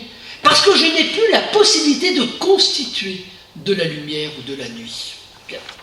Eh bien, je suis dans cette nuit noire, et c'est bien cette nuit de Job. Donc, premier point, on voit bien qu'il y a cette autre nuit où, dit Blanchot, tout a disparu. Cette autre nuit où, dit Blanchot, où le tout a disparu. Cette autre nuit qui n'est pas la nuit accueillante privée de lumière, mais la nuit qui n'accueille pas, la nuit qui s'ouvre pas, la nuit où on est toujours dehors. Eh bien, cette autre nuit de Blanchot, qu'on trouve en particulier dans Thomas l'Obscur, eh bien, c'est cette nuit-là dont nous parle Job. Et c'est cette nuit dont je parle dans Hors Phénomène. Et c'est donc bien cela, le Sheol, d'abord. Ce Sheol, eh bien, sera traduit par Hadès en grec. L'Hadès, qui est le séjour des morts, voire l'antre ténébreux du Tartare. Donc vous savez, c'est dans l'Apocalypse, Dieu qui est venu nous rejoindre au pays de l'Hadès. Mais cet Hadès, c'est une descente. Si nous avons déjà une référence, il n'y a que 2 références scripturaires dans le Nouveau Testament, à part le Sheol. Si on a déjà une référence scripturaire, qui est celle de l'Épître de Pierre, qui explique que Dieu est allé prêcher, le Christ comme esprit, est allé prêcher aux esprits de ceux qui étaient morts avant la résurrection, nous avons un deuxième passage de Saint Paul dans l'Épître aux Éphésiens, chapitre 4, versets 9-10. Alors, qu'est-ce que nous dit Saint Paul ? Eh bien, Saint Paul, c'est par ce texte que l'on va parler d'une descente aux enfers. L'idée d'une kénose. Il est descendu aux enfers. Et que la résurrection, c'est une remontée. Anastasis. Mais comment voulez-vous qu'il y ait une remontée s'il n'y a pas de descente ? Et comment on fait chez les catholiques, puisqu'on fait une parenthèse sur la descente ? À tel point que chez les catholiques, le Christ est ressuscité pendant la nuit. C'est quand même bizarre. C'est bien la vieille Pascale, je ne suis pas contre, et toute l'histoire, et tout ça, c'est bien. Il est super dans la nuit. Mais c'est une nuit où tout d'un coup vient la lumière. Donc si vous voulez, vous êtes un peu dans l'obscurité, on met quelques bougies, de toute plus bien, et puis ouais, il est arrivé, le cheval et cavalier, la mère des armes. Non mais c'est formidable. Mais si vous voulez, combien de temps vous êtes resté dans la nuit ? 0. Alors on va dire, si, il y a quand même le vendredi saint, parce qu'on peut mettre le tabernacle ouvert, on va le voir, et c'est l'absence. C'est le sens d'ailleurs du samedi saint dans le catholicisme, c'est simplement l'absence de Dieu, ce qui a un sens très profond, et qui rejoint d'ailleurs, comme le dit très bien Ratzinger, l'absence de Dieu aujourd'hui dans notre temps. Donc vous pouvez développer toute une philosophie, enfin toute une théologie du samedi saint de l'absence de Dieu, qui va dire quelque chose de l'absence de Dieu dans notre temps. Mais c'est pas ça du tout la descente aux enfers, c'est pas l'absence de Dieu. C'est Dieu qui va nous rejoindre au pays de l'oubli, on va le voir. Donc, il faut bien descendre pour remonter. Et voilà ce que nous dit donc l'auteur de Saint Paul dans l'Épître aux Éphésiens. Donc, Éphésiens 4, 9, 10. Mais à chacun de nous, la grâce a été donnée à mesure du don du Christ. C'est pourquoi il est dit, dans le psaume 68, 19, « Il est monté dans les hauteurs, il a amené des captifs et a fait des largesses aux hommes. » Saint Paul ajoute, « Or, que signifie « il est monté » ? Anastabé. Sinon, Anabé, sinon qu'il est descendu d'abord. Oui. S'il est monté, il est descendu. Il est descendu où ? Jusqu'en bas de la terre. En fait, il est descendu dans les régions inférieures de la terre. C'est le texte. En grec, on devrait dire, il est descendu katébé, katatorea meretesges, dans les régions inférieures de la terre. Celui qui est descendu, katabas, est aussi le même autos que celui qui est monté, anabas. Donc, c'est le même qui descend, kénose, que j'appelle de finitude parce qu'il descend dans notre existence, dans notre trauma, et c'est le même qui est monté. D'où l'importance des stigmates. Parce que finalement, tout n'est pas effacé.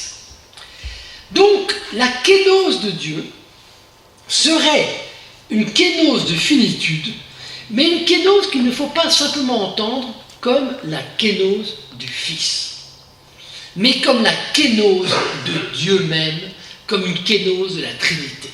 Alors ça, c'est la grande et belle thèse de Urs Saint Balthazar, qu'il soutient à la fois dans la dramatique divine et dans un très beau livre qui s'appelle Pâques le mystère, car Urs Saint Balthazar est le grand théologien catholique du samedi saint.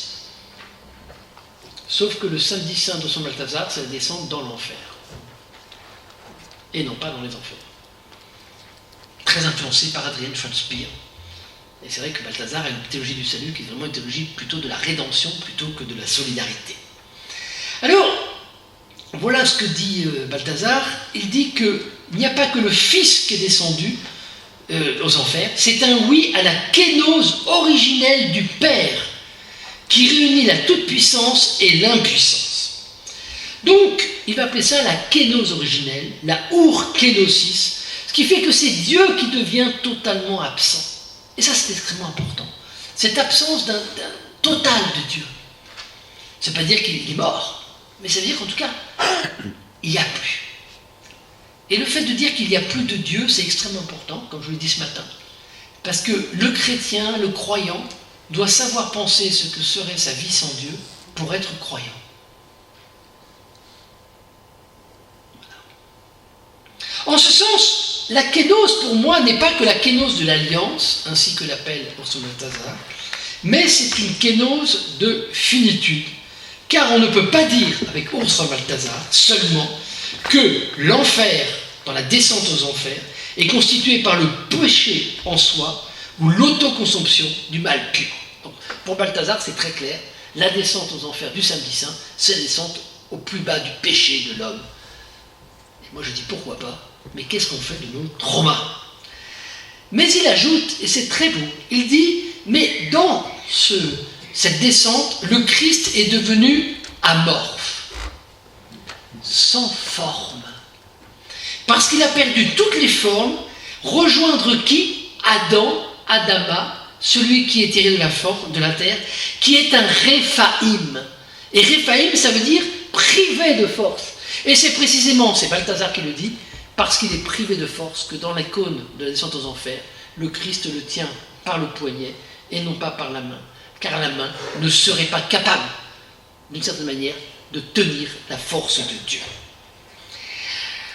Alors, cette kénose de finitude fait que, d'une certaine manière, la descente aux enfers, et c'est le troisième point, sera donc le lieu de silence et de l'oubli. La première partie, c'était le samedi saint et le hors-phénomène, la question du hors-phénomène. La deuxième partie, c'est donc la descente aux enfers. On a vu l'enfer et les enfers, on a vu la kénose de finitude, et nous avons le troisième point qui est le silence et l'oubli. Dimension du silence et de l'oubli, ou en tout cas de l'absence, on va le voir plus tard, quelle dimension simplement du catholicisme, on le verra tout à l'heure. Alors, il est une homélie absolument magnifique, très connue, attribuée à saint Épiphane, qu'on appelle dans la liturgie de l'homélie d'un anonyme, en fait il n'est pas vraiment anonyme, on sait qui c'est, du 5e siècle, enfin 315-403, qui est l'homélie du samedi saint. Vous l'avez tous entendu. Et tout ça, vraiment, c'est vraiment ce que je veux faire, parce que tous les mots de ce que je cherche sont dedans. Que se passe-t-il? Aujourd'hui, grand silence sur la terre. Grand silence et ensuite solitude. Parce que le roi sommeille. La terre a tremblé et elle s'est apaisée. Parce que Dieu s'est endormi dans la chair, il a éveillé ceux qui dorment depuis les origines. Dieu est mort dans la chair et le séjour des morts s'est mis à trembler. C'est vraiment ça. Alors le début de cette homélie dit bien grand silence sur la terre et solitude. Alors, qu'est-ce qui est vraiment venu chercher ce Christ au jour du samedi saint, y compris dans une théologie catholique? Eh bien d'abord, je soulignerai que au jour du mercredi des cendres, il y a deux formules. L'une pour dire le péché et l'autre pour dire le shéol. D'ailleurs, on se demande toujours pourquoi on a l'une plutôt que l'autre. Je ne sais pas quelles sont les raisons. La première du péché, c'est, on met les cendres, on dit « Convertissez-vous et croyez à la bonne nouvelle ». Et l'autre, « Souviens-toi que tu es poussière et que tu retourneras à la poussière ». Donc vous voyez bien que le mercredi des cendres, on a bien ces deux dimensions. Alors c'est sûr que Orson Balthazar, il sera plus dans la dimension convertissez-vous et croyez à la bonne nouvelle, la dimension du péché, du mal pur, de l'autocompréhension du mal. Et moi, je serai davantage dans la dimension de tu es poussière, retourne à la poussière, même si le péché, c'est l'enfermement sur une finitude non pécheresse, je vous l'ai dit ce matin. Cette idée d'une amphibologie, finalement, d'un double sens du salut, on le retrouve dans le mot de corruption en français. Car vous avez la corruption qui peut dire le péché. On peut parler de la corruption d'un individu, on peut parler de la corruption d'un État, qui par exemple devient une dictature. Mais on parle aussi de la corruption du corps, qu'on appelle la corruptibilité. Donc vous voyez bien que quand on dit que le corps est corrompu, il est à la fois en train de se dissoudre, et on peut dire aussi qu'il est le lieu du péché. Alors mon idée, c'est bien sûr que la corruption comme péché, ça serait le moment du vendredi saint, dont on a parlé, parce que du mort, etc., ce serait le lieu du jugement dernier, alors que la corruption, comme corruption du corps, c'est le lieu du samedi saint. Or, quelle est cette dimension du shéol dans le monde juif? Eh bien, c'est la dimension de l'oubli. De l'oubli. Et le Christ est un remède, la descente aux enfers est un remède à l'oubli. Il y a une sœur des fraternités de Jérusalem, je ne sais pas si vous connaissez ça, à Paris, qui est une de mes étudiantes, voilà, quand même 40 ans, sœur Marie-Aimée Manchon, que je connais depuis 30, 20, 25 ans. Elle était étudiante, j'étais déjà son prof quand elle n'était pas encore sœur. Et aujourd'hui, elle est en thèse avec moi, sur Rosenzweig. Mais elle est déjà en 5e ou 6e année de thèse, parce qu'il y a 4 ou 5 ans, elle donne un cours au Bernardin sur le... Elle fait un chapelet phénoménologique. Elle étudie les mystères du salut, à partir de la phénoménologie des philologues français. Et puis un jour, elle me dit, Monsieur Falk, il y a un éditeur qui m'a dit qu'il voudrait bien que je fasse un livre. Et puis elle me donne un chapitre d'un livre. Mais là je dis, mais vous jouez de quoi? C'est du spirituel? C'est de l'intellectuel, vous êtes entre deux, vous parlez à qui? Donc c'était pas terrible. Je dis, écoutez, il n'y a pas de quoi faire un livre. Alors elle se remet au travail, et puis elle me redonne un chapitre. Puisque c'était sur la flagellation. Et là je lis 10 pages, faramineuses. Alors je la revois, je dis, vous arrêtez la thèse tout de suite. J'ai un collègue qui m'a dit, ah non, elle ne va pas arrêter sa thèse. Je dis, si, elle va arrêter sa thèse. Elle a arrêté sa thèse et en 1 an et demi, elle a fait un livre magnifique, qui est un des plus beaux livres, publié chez Ad-Solem, qui s'appelle Alentour du verset. Je ne sais pas où vous l'avez lu. Très très bien. Voilà, c'est incroyable. Un magnifique livre. Donc elle a fait, parce que je lui ai conseillé de faire ce livre, et moi j'ai fait une préface de 40 pages, alors que jamais j'ai fait une préface à personne. Et donc cette préface, je l'ai écrite en Allemagne. C'est un livre magnifique, et vraiment lisez ce livre parce que il n'y a pas besoin d'être philosophe pour le lire, vous avez chacun des mystères, donc c'est incroyable. Et donc, elle a un passage que je lis, un passage sur la question de l'oubli, et elle dit la chose suivante. L'oubli des anciens a le goût du néant des modernes. Ça veut dire que pour les anciens, la mort, c'est pas le néant. Et tout ce dont je vous ai parlé ce matin, c'est essentiel. L'angoisse de la mort, l'angoisse du néant, parce que la mort n'est rien, je ne sais pas ce qu'est la mort est la chose la plus certaine, mais comment se fait-il que le plus certain soit le moins connu, et je descends dans le néant, donc le Christ est celui qui se défait dans la coupe, qui se défaisant dans la coupe, entre dans, non pas ce que je veux, mais ce que tu veux, mais la mort, c'est pas la fin de la vie, c'est une dimension de vivre, et vivre aujourd'hui comme si j'étais mort, tout ce qu'on a vu ce matin, c'est très bien, c'est essentiel que le Christ vienne habiter, être étant, et le monde moderne. Mais en réalité, la mort, ce n'est pas ça, et probablement pour le Christ. Parce que ce que dit le bon larron, c'est « Souviens-toi de moi quand tu entreras au paradis. » Et pas « Et dis, on va sombrer dans le néant !» Non, c'est pas ça. que la mort, c'est l'entrée dans le pays de l'oubli. Et voilà ce qu'écrit sœur Marie-Aimée. Nous avons plus peur de l'oubli que du néant. N'être plus, nous avons du mal à imaginer ce que cela peut être, car nous n'en avons pas l'expérience. Mais n'être plus pour personne, nous le redoutons, parce que nous savons tous la peine excessive que nous impose le moindre délaissement ou la plus petite indifférence. Le plus rien du néant et le plus rien pour personne de l'oubli, aussi métaphysique que phénologique, se recoupent dans la mort.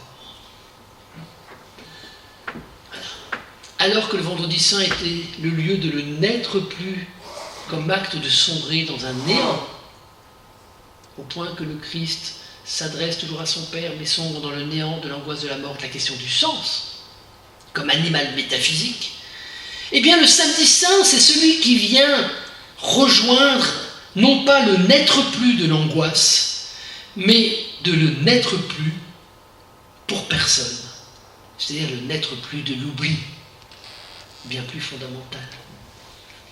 Et vous savez, quand on est proche de personnes qui sont mortes, on est veuve, certes, il y a cette question du néant, où est-il, et moi je deviendrai rien, et tout ça. Mais la vraie question, c'est la question de l'oubli. Je vous en parlerai demain parce que je vous parlerai de la communion des saints. Je vous en parlerai parce que le grand-père de mon épouse, maintenant décédé, mais qu'on aimait beaucoup, qui était un grand chirurgien, on faisait des séminaires de philosophie chez lui, il me posait plein de questions à la fin de sa vie.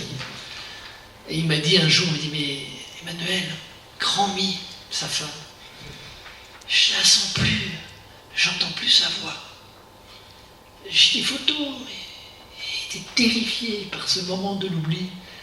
Et il me dit, mais comment, c'est quoi la communion des saints? Comment je peux être en rapport avec elle? Moi, c'est devant la mer, très beau lieu, très belle maison, rien à dire. Je lui dis, écoutez, je sais pas, je suis rentré chez moi, j'ai foncé dans mes livres, et donc dans le livre rouge, là, il y a quelqu'un qui le lit, je crois, eh bien, vous avez tout un passage sur Origène et la communion des saints. Et c'est un chapitre, d'ailleurs, je lui ai dédicacé. Il était là le jour où j'ai parlé à mon méditation, j'étais très ému, j'ai failli pleurer ce jour-là, à la Sorbonne, tellement c'était une réponse que j'avais voulu lui faire, et demain je vous parlerai de cette communion des saints pour dire qu'est-ce que ça veut dire dans le christianisme que d'être en relation avec ceux qui sont morts. Mais ça c'est demain, parce que c'est après la résurrection. Bien. Alors, n'être plus pour personne, le pays de l'oubli. Eh bien, le psaume 88 est le psaume par excellence de ce Sheol comme le pays de l'oubli. Et vous voyez à quel point ce samedi saint est si fondamental. Et quelle tristesse qu'on n'ait pas une liturgie entière du samedi saint pour célébrer ce pays de l'oubli. Hein, tout à l'heure, je dis cheval et cavalier, on arrive. Mais parce que ça va trop vite. Ça va trop vite. On n'a même pas une nuit pour se reposer dans la nuit. Voilà. Mais encore une fois, vous pouvez dire il ressuscite le troisième jour, mais il n'y a pas 3 jours. Hein. Vendredi, samedi, il est déjà ressuscité. Bon, simplement parce que les jours, pour les juifs, c'est pas des jours et des nuits, c'est pas 24 heures, c'est 12 heures. Alors, c'est le lever du soleil, coucher du soleil. Donc il meurt alors que le soleil n'est pas couché, il va se battre. Donc, et puis c'est bien, vous verrez que ça marche 3 jours, mais c'est pas les jours qui sont les jours à nous. Bon, il ressuscite bien le 3e jour, c'est-à-dire au 3e lever du soleil, alors qu'il est mort, et lorsque le soleil n'était pas couché à 15 heures, le vendredi. Bien. Je vous dis ça parce que j'ai mis beaucoup de temps à me dire, ça m'embêtait beaucoup cette histoire, j'ai fini par comprendre, mais ça m'embêtait quand même. Et les enfants, ils vous posent ces questions, ils ont bien raison. Alors, il est ressuscité le 3e jour, mais ça fait pas 3 jours, monsieur, madame. Bah oui, c'est pas 3 jours. Alors, j'ai voulu le psaume 88 sur le pays de l'oubli. Yahvé Dieu, mon salut, quand j'ai crié la nuit devant toi, que ma prière prête l'oreille à tes supplications. Car mon âme est rassasiée de maux, et ma vie touche au Sheol. On me compte parmi ceux qui descendent dans la fosse. Je suis comme un homme à bout de force. Réphaïm. Je suis comme délaissé parmi les morts, pareil au cadavre étendu dans le sépulcre, dont tu n'as plus le souvenir, et qui sont soustraits à ta main. Tu m'as jeté au fond de la fosse, dans les ténèbres, dans les abîmes. Sur moi s'appesantit ta fureur, tu m'accables de tous tes flots. Publie-t-on ta bonté dans le sépulcre? Publie-t-on ta fidélité dans l'abîme? Tes prodiges sont-ils connus dans la région des ténèbres et ta justice au pays de l'oubli? Voilà. Le pays de l'oubli. Alors, qui est le Dieu du samedi saint? Eh bien, le Dieu du samedi saint, le mot est de sœur Marie-Aimée, mais je le cite, c'est le Dieu du désoubli. Or, quand je vous dis que c'est le Dieu du désoubli, nous sommes sur un des points les plus essentiels et tellement peu aperçus de ce qu'est la vérité.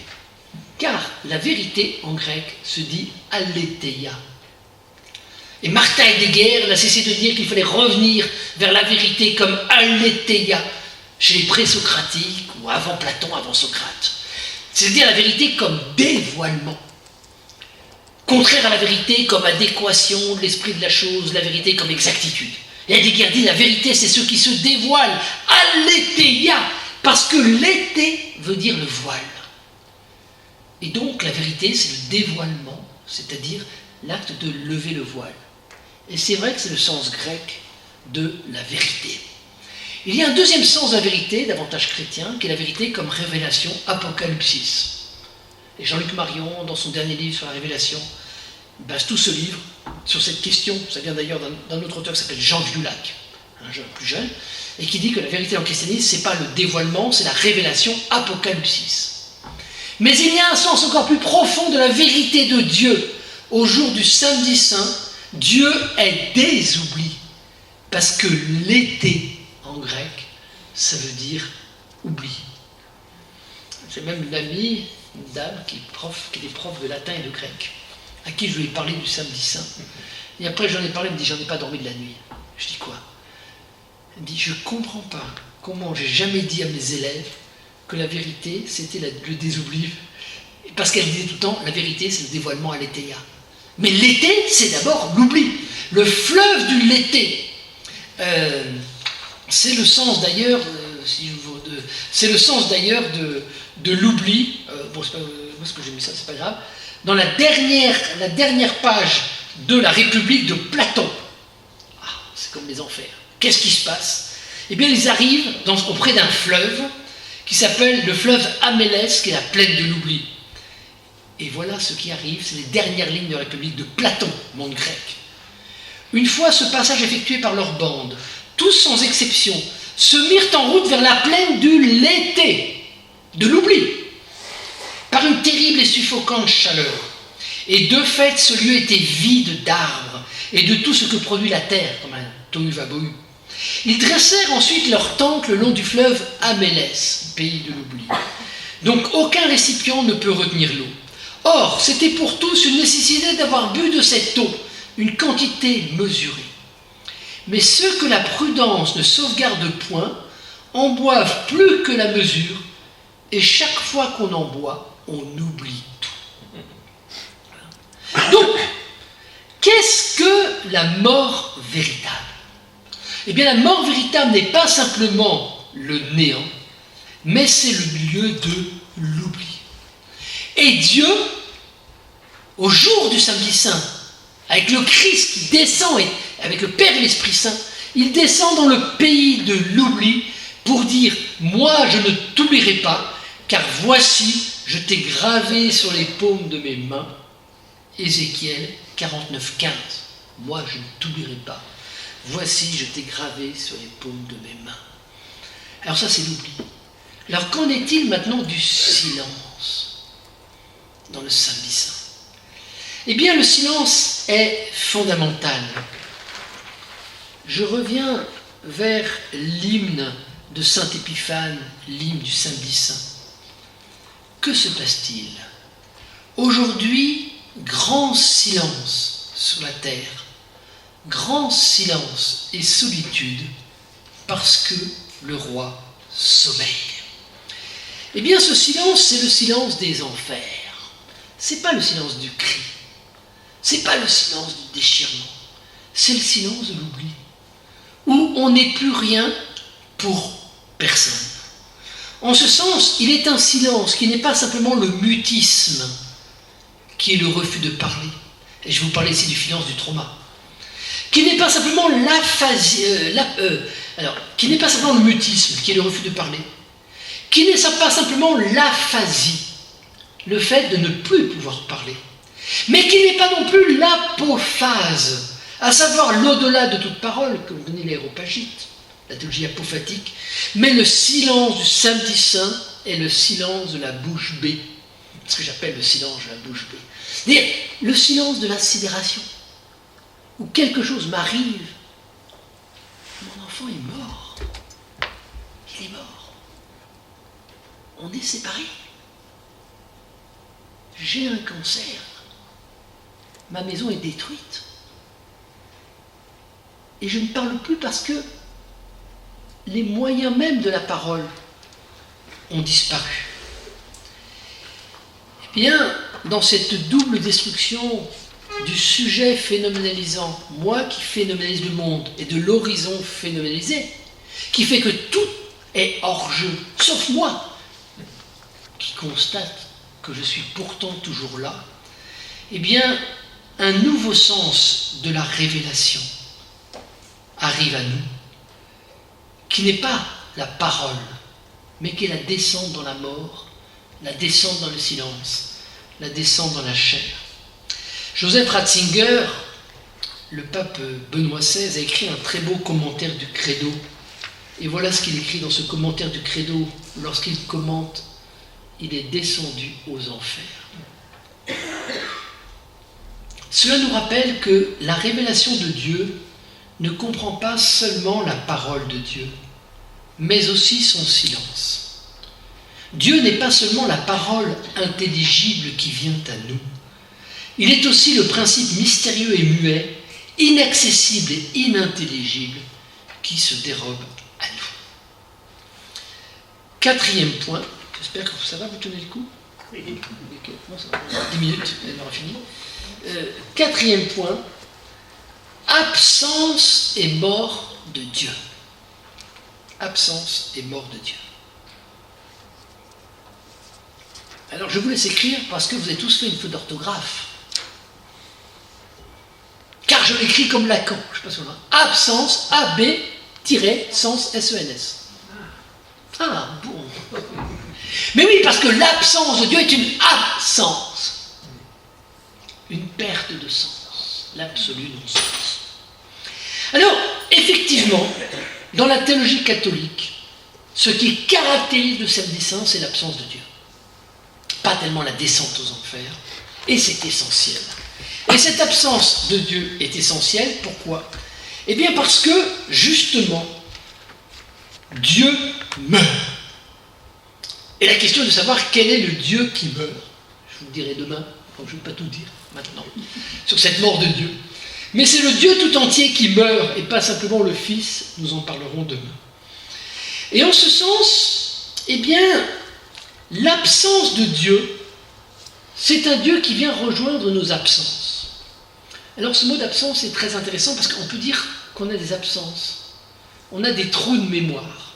Et moi j'aimerais bien écrire sur ces choses-là. Des trous de mémoire.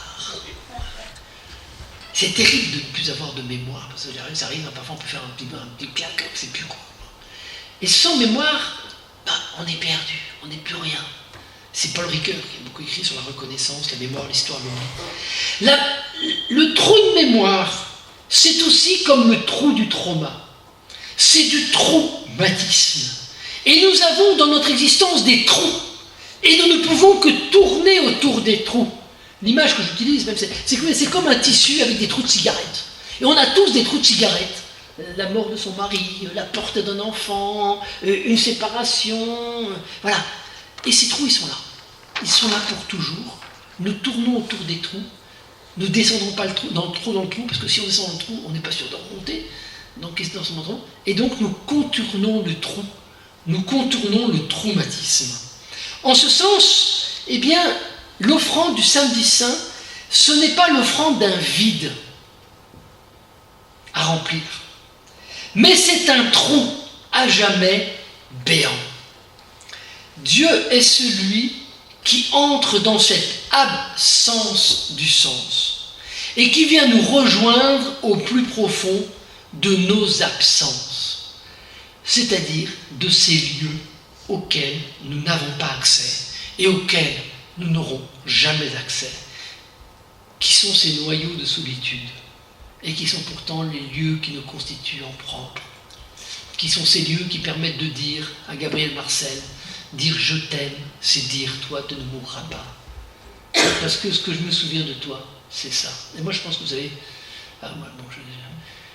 quand quelqu'un qui est très proche, un mari, une femme est décédé, je pense que on se souvient davantage de ses trous que de ses pleins. On se souvient davantage de cette présence absolument incroyable. Ça c'est lui, ça c'était lui, mais pourquoi c'est lui, j'en sais rien. Voilà. Mais voilà, c'est ça, il était cela.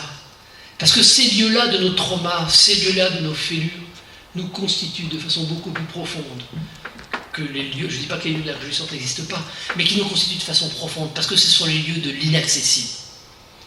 D'où, dernier point, cinquième et dernier point, solitude et être avec. Eh bien, ce que Martin Heidegger, je prends un petit peu avant de faire ce dernier chapitre,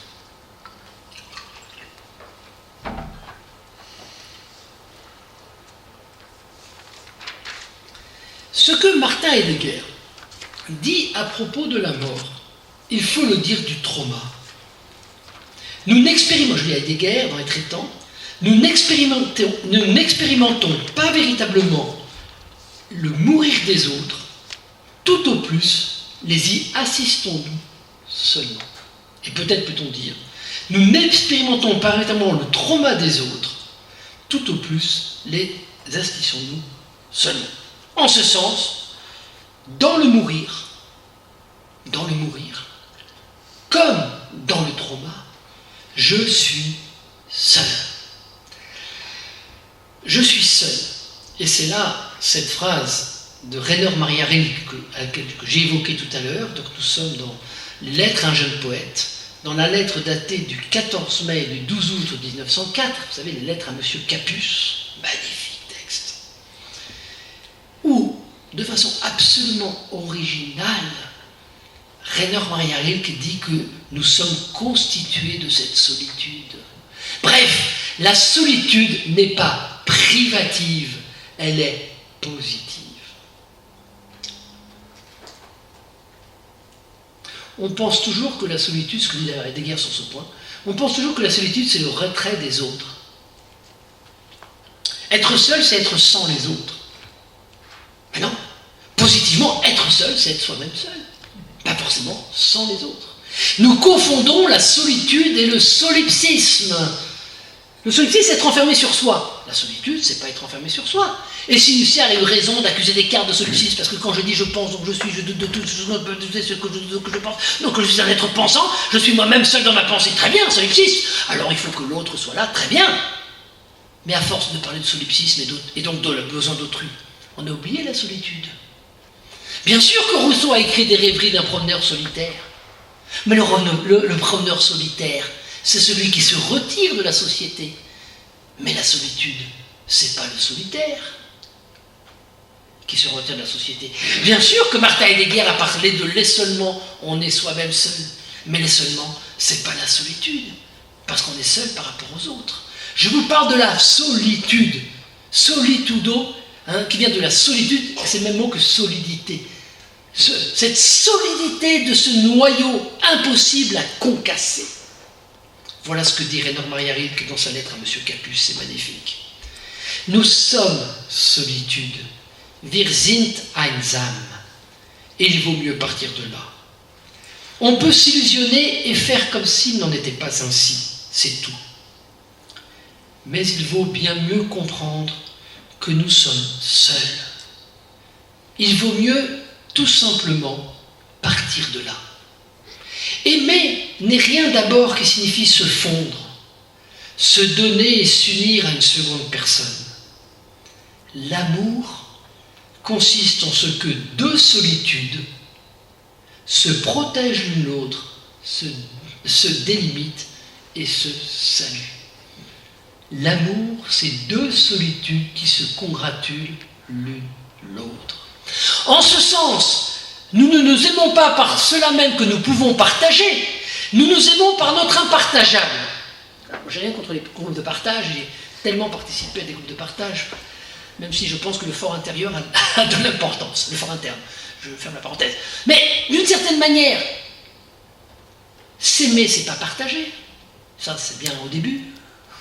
Mais au bout de 20 ans, au bout de 30 ans, on sait très bien qu'on ne s'aime pas simplement par cela même qu'on partage. On s'aime par l'impartageable. Et l'impartageable, c'est pas simplement ce qui reste quand on a tout partagé, comme chez Denis l'Aréopagite, dans la théologie négative, où Dieu est ce qui reste quand j'ai tout affirmé et tout nié de lui. Alors il reste un pince-mi, pince-moi dans un bateau, j'ai tout dit, les pères, il n'est pas comme mon père, les fils, il n'est pas comme mon fils, et Dieu c'est ce qui reste, c'est très beau, c'est très bien. La théologie apophatique, d'ailleurs que Jean-Luc Marion soutient beaucoup, et c'est très bien. Mais moi je ne vous parle pas d'ici d'un apophatisme, je ne vous parle pas du mystère de l'autre, au sens où le mystère de l'autre, c'est ce qui reste quand on a tout dit. Parce que je sais qu'il y a davantage que ce qu'on a dit. Je ne dis pas ça. Je vous dis que l'autre, c'est pas cela. Que l'autre, c'est ce qu'il y a en toi que tu ne me diras pas, que tu ne diras jamais, mais je sais que c'est là. Et je sais que tu sais que c'est là. Et si tu ne sais pas que c'est là, moi je te dis que c'est là. Et il y a quelque chose en moi qui est là. Et je sais que tu as ça en toi. Et je sais que c'est là. Et si toi tu ne sais pas que c'est là, ben regarde en toi. Et tu verras que c'est là. Mais c'est là quoi? Noyau. Inaccessible. Et pourtant qui me constitue en propre. Mais le bon livre sur Freud s'appelle « Ça n'a rien à voir ». Et pourquoi ça n'a rien à voir? Parce qu'on ne peut pas voir le ça, le moi, le surmoi. Donc quiconque verrait le ça ferait que le ça n'est pas le ça. Et c'est ce qui est arrivé à Freud, et c'est pourquoi j'explique dans ce livre que le passage chez Freud de la première et la deuxième topique est si fondamental. Car la première topique est encore orientée, une topique de l'inconscient, du préconscient, du conscient, de la sublimation, du refoulement. Mais la deuxième topique, c'est le ça. Et le ça, c'est l'œuf du ça. Et cet œuf du ça, eh bien, d'une certaine manière, il va nulle part. Il est un résidu qui demeure de façon absolue. Bien. Alors, que va-t-il se passer au jour du samedi saint pour ce qu'il en est de cette solitude? Eh bien, dans Orphénomène, je tiens et je maintiens, même si c'est un des points qui a été le plus discuté, le plus contesté, il y a eu des colloques, le plus contesté. Il y a deux points qui sont contestés. L'un, la question de la résilience, parce que je suis anti-résilient. Donc cette résilience, on dit, finalement ce qui compte c'est de rebondir. Alors là-dedans, je suis terrible. Je suis terrible, j'ai raison, ou tort, j'en sais rien. Mais c'est terrible. Cette résilience, en fait, c'est pas grave de tomber. Ce qui est grave, c'est de pas se relever. Alors si vous voulez, c'est une théologie du péché mal comprise, laïcisée. C'est-à-dire, là où le péché abonde, la grâce surabonde. Là où il y a de l'échec, vous allez remonter de l'échec. Alors maintenant, un sportif, même aux Jeux Olympiques, il est 4e des Jeux Olympiques, et dit, c'est pas grave, j'ai appris, la prochaine fois je gagnerai. Non mais attendez. T'as quand même perdu. Et après, il déprime pendant 2 mois. Mais on vous apprend à être résilient. On vous dit, c'est pas grave de tomber, l'essentiel c'est de vous relever. Moi je dis non. Je suis anti-résilient. Et je pense même que, d'une certaine manière, c'est à force de prêcher la résilience qu'on oublie d'habiter ce que l'on est. Eh bien, d'une certaine manière, le deuxième point, ça c'est un point contesté, le deuxième point, un autre point contesté sur la thérapie et le progrès, mais ça je ne reviendrai pas là-dessus, parce que je dis ni thérapie ni progrès. Alors on dit, tous les thérapeutes disent, non, il y a des progrès, il y a la thérapie. Je dis, si vous voulez, mais si votre thérapie, vous acceptez qu'il ne s'agit pas de soigner quelqu'un, parce que le problème du soin, c'est penser que quelqu'un qui est malade, il va être plus malade. Et donc, on va le guérir. Et donc, vous avez une vision de l'état antérieur. Ou plutôt, vous avez une vision de ce que c'est que d'être bien. Alors, j'écris, mais alors là, je m'appuie quand même sur Bieswanger, qui n'est pas d'accord avec Maldinet là-dessus. J'écris que... c'est pas Maldinet. Si, c'est Maldinet. J'écris que d'une certaine manière... à force de parler de santé, de maladie, on reste toujours dans une problématique du soin. Et que cela vient de Heidegger. Parce qu'Heidegger a dit que le Dasein était ouvert et que dans le cas de la schizophrénie, on est fermé. Quelqu'un qui a un handicap, alors on a discuté là-dessus, je réponds, donc dans ma lamelle. Quelqu'un qui a un handicap, est-ce qu'il est fermé? Non, il est autre. Voilà. Donc si vous voulez, si je dis ni thérapie ni progrès, c'est pas parce qu'on ne peut pas être soigné, mais c'est parce qu'il y a autant d'exceptions, autant de modifications, et que finalement, on n'est pas soigné, on est totalement autre. Voilà. Et que finalement, le soin, c'est l'accompagnement de l'autre dans une métamorphose complète, qui fait qu'il dira peut-être « je suis devenu étranger à moi ». Et personne ne me reconnaît, mais je suis autre. Et je soutiens que cette étrangeté de moi-même à moi-même, même si elle est pathologique, même si elle est très dure à vivre, elle peut être créatrice. Parce que Van Gogh, il est fou, mais il est autre. Il a créé. Antonin Artaud, il est fou, il est autre, mais il a créé. Nietzsche, il est fou, il est autre, mais il a créé. Alors on peut toujours dire, ouais, ça aurait mieux fait de faire une thérapie. Peut-être. Mais ils ont donné d'autres visions du monde. Alors, une autre vision du monde. Donc, le deuxième point, c'est que dans cette solitude, nous sommes donc toujours seuls, et l'autre est à côté de moi. Ce que j'appelle l'accotement d'autrui. Et la question qui se pose, c'est que se passe-t-il au jour du samedi saint? Eh bien, au jour du samedi saint, si l'on est croyant, si l'on y croit, on n'est pas obligé d'y croire. Et encore une fois, ce n'est pas nécessairement un plus, ce n'est pas nécessairement un mieux, c'est un autrement. Croire en Dieu, c'est pas mieux, c'est autrement. Je ne suis pas en train de vous dire, heureusement que je crois en Dieu, parce que pour moi, c'est plus facile de vivre. Non, vous vivez autrement. Mais qu'est-ce qu'enseigne le Christ au jour du samedi saint? C'est qu'il est l'Emmanuel, c'est-à-dire l'être avec. Parce que, en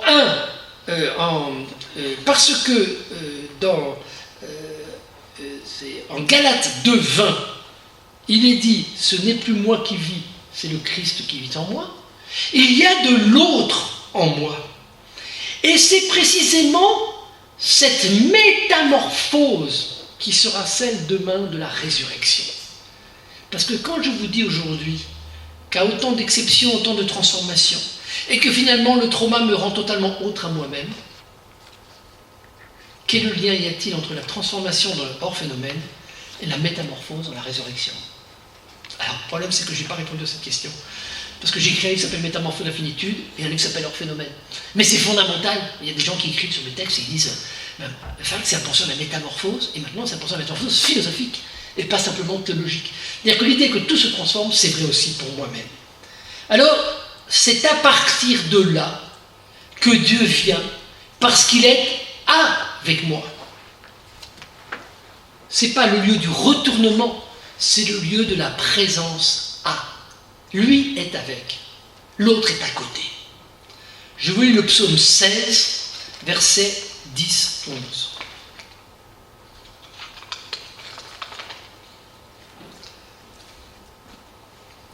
9, 10, 11. Ainsi mon cœur est dans ma joie, et dans la joie. Donc on change, donc je suis désolé, on change. Il arrive. Je suis désolé, il arrive. Il arrive auprès du premier Adam.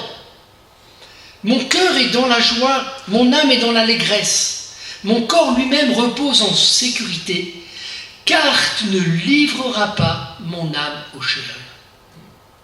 Tu ne me laisseras pas au pays de l'oubli, car tu ne permettras pas que celui qui t'aime voie la corruption. Tu me feras sentir le sentier de la vie, il y a plénitude de joie devant ta face, des délices éternelles dans ta droite. En ce sens, eh bien, le Christ ne vient pas simplement panser nos blessures. Parce que, disait l'épître aux Éphésiens, c'est le même, rappelez, j'avais insisté, autos, qui descend et qui est monté. Et je dois donc être le même qui est dans l'oubli et qui est dans le souvenir. Je dois être le même qui est mort et qui est ressuscité. Le même. Et vous verrez demain l'importance de la reconnaissance de l'autre dans la mort. Et donc pour être le même, eh bien je porte avec moi tous les stigmates de ma vie, qui sont les stigmates de mes traumas. Parce que Dieu ne vient pas effacer les stigmates, il vient effacer la douleur du trauma, mais pas effacer le stigmate qui m'a constitué. C'est ce que dit Karl Rahner dans un très beau texte qui s'appelle, aussi sur la descente aux enfers, qui s'appelle L'homme au miroir de l'année chrétienne, et commente l'année chrétienne. Sitôt après avoir dit que le Fils de Dieu est mort, nous proclamons qu'il est descendu au royaume des morts, aux enfers, et qu'il est ressuscité. Voilà qui donne à l'expression mourir un sens tout différent de celui d'une fuite du monde que nous sommes toujours tentés d'associer à l'idée de la mort. Le Christ lui-même n'a-t-il pas déclaré qu'il descendrait dans le sein de la terre? À ce moment-là, c'est-à-dire quand son âme descend, alors c'est moi qui l'ajoute, quand son âme descend aux enfers, alors que son corps ressuscitera à l'aube de Pâques, et donc demain matin c'est aujourd'hui, aujourd'hui c'est demain. Parce que là ça y est, depuis 5 minutes on est dans la résurrection. Depuis 5 minutes, il est en train de tenir la main d'Adam. Depuis 5 minutes, il ne nous oublie pas au séjour des morts. Depuis 5 minutes, pas plus. Parce que nous sommes au point le plus bas de cette kénose de la finitude où Dieu est présent à mes traumas. À ce moment-là, quand son âme descend dans les enfers et quand son corps ressuscite à l'aube du dimanche de Pâques, dit Karl Rahner, il commence à transformer le monde à tout jamais. Là, dans cette nuit noire du samedi saint, il y met de la lumière. Il naît une seconde fois comme enfant de la terre, mais d'une terre transfigurée, libérée, affranchie de toute limite, d'une terre qui trouve en lui sa base éternelle et qui est délivrée à jamais de la mort et de la vanité. Il n'existe plus d'abîme, plus d'espace entre Dieu et le monde. Le Christ est désormais au cœur de toutes les humbles choses qui composent la vie de notre terre. Il est là, cœur de ce monde terrestre et source secret qui garantit sa vie éternelle. Eh bien, je conclus en disant que être avec, ce n'est plus être sans. Et demain, je vous dirai qu'il est important de pouvoir être sans Dieu pour pouvoir être avec Dieu. D'où l'importance de l'athéisme. Mais être avec, c'est reconnaître que l'astre d'en haut, qu'il y a bien un astre d'en haut qui illumine les ténèbres et l'ombre de la mort, pour reprendre le cantique de Zacharie dans le premier chapitre de Luc. En ce sens, durant toute cette session, je ne suis pas en train de vous parler d'un quadrivium philosophique. J'ai bien écrit un trivium philosophique qui ne deviendra jamais un quadrivium. Et s'il y a 4 conférences, il y a 4 jours. La résurrection, c'est 2 jours en un. Pourquoi? Parce que le samedi saint et le dimanche de Pâques ne font qu'un. Et qu'est-ce que c'est que la résurrection? Aujourd'hui, samedi saint, c'est la résurrection du psychique. Demain, c'est la résurrection du corps. Aujourd'hui, on est dans le psychique, dans le trauma. Demain, on est dans le corps. C'est pas pour séparer totalement. Vous pouvez dire que Dieu va rejoindre tout notre être. Et qu'aujourd'hui, il nous rejoint dans ce psychique. Si lourd, si perturbé. Alors, qu'est-ce que répond le Christ en Luc 23? Le bon larron dit à Jésus, « Seigneur, souviens-toi de moi quand tu seras parvenu dans ton royaume. » Jésus lui répondit, « En vérité, je te le dis, aujourd'hui tu seras avec moi, Met Émon, dans le paradis. » Pourquoi avec moi? Parce que je suis l'être avec. Parce que je suis l'Emmanuel. Et donc, aujourd'hui, tu ne seras plus seul dans ton noyau de solitude. Alors évidemment, les non-chrétiens vont dire, « Oh ben c'est trop facile. » Écoutez, je ne sais pas si c'est facile. Parce qu'il y a toujours notre solitude. Et votre conjoint, il ne sera pas là. Mais le Christ y sera. Et c'est précisément parce que le Christ est présent dans votre noyau de solitude qu'il n'y a pas de communion des saints en dehors du Christ. Et que dans le christianisme, je vous dis demain, il n'y a pas de communion directe avec les morts. Il n'y a pas de communication directe avec les morts. On ne communique pas direct avec son ami, son mari, non. On communique avec le Christ parce qu'ils sont dans le Christ. Ce qu'on a appelé une communion des saints de type triangulaire. Donc, souviens-toi de moi quand tu seras perdu dans ton royaume, le pays de l'oubli. Aujourd'hui, tu seras avec moi dans le paradis. Donc, l'être avec, définition de Dieu comme l'Emmanuel ressuscité, est le remède à l'oubli, voire à la solitude. En ce sens, je lis un passage que j'ai écrit, la conclusion, non pas uniquement à mes côtés, En sa descente aux enfers qui vient à la fois tout transformer et habiter, le Christ m'invite, fût-ce en entendant les pas de Dieu comme aussi sa voix, à une sortie de moi, extase, qui est identiquement une entrée en lui, instase.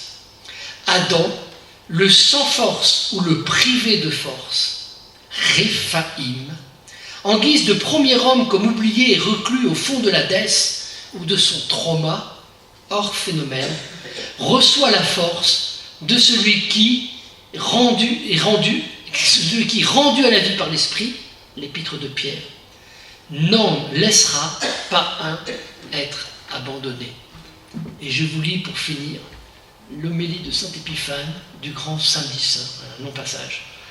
Vous verrez que je n'ai fait que commenter ce texte et qu'en écrivant pendant de longs mois, et à la campagne d'ailleurs, celui-ci dans la solitude absolue, eh bien j'avais ce texte devant moi qui était le lieu même de ce que je voulais dire.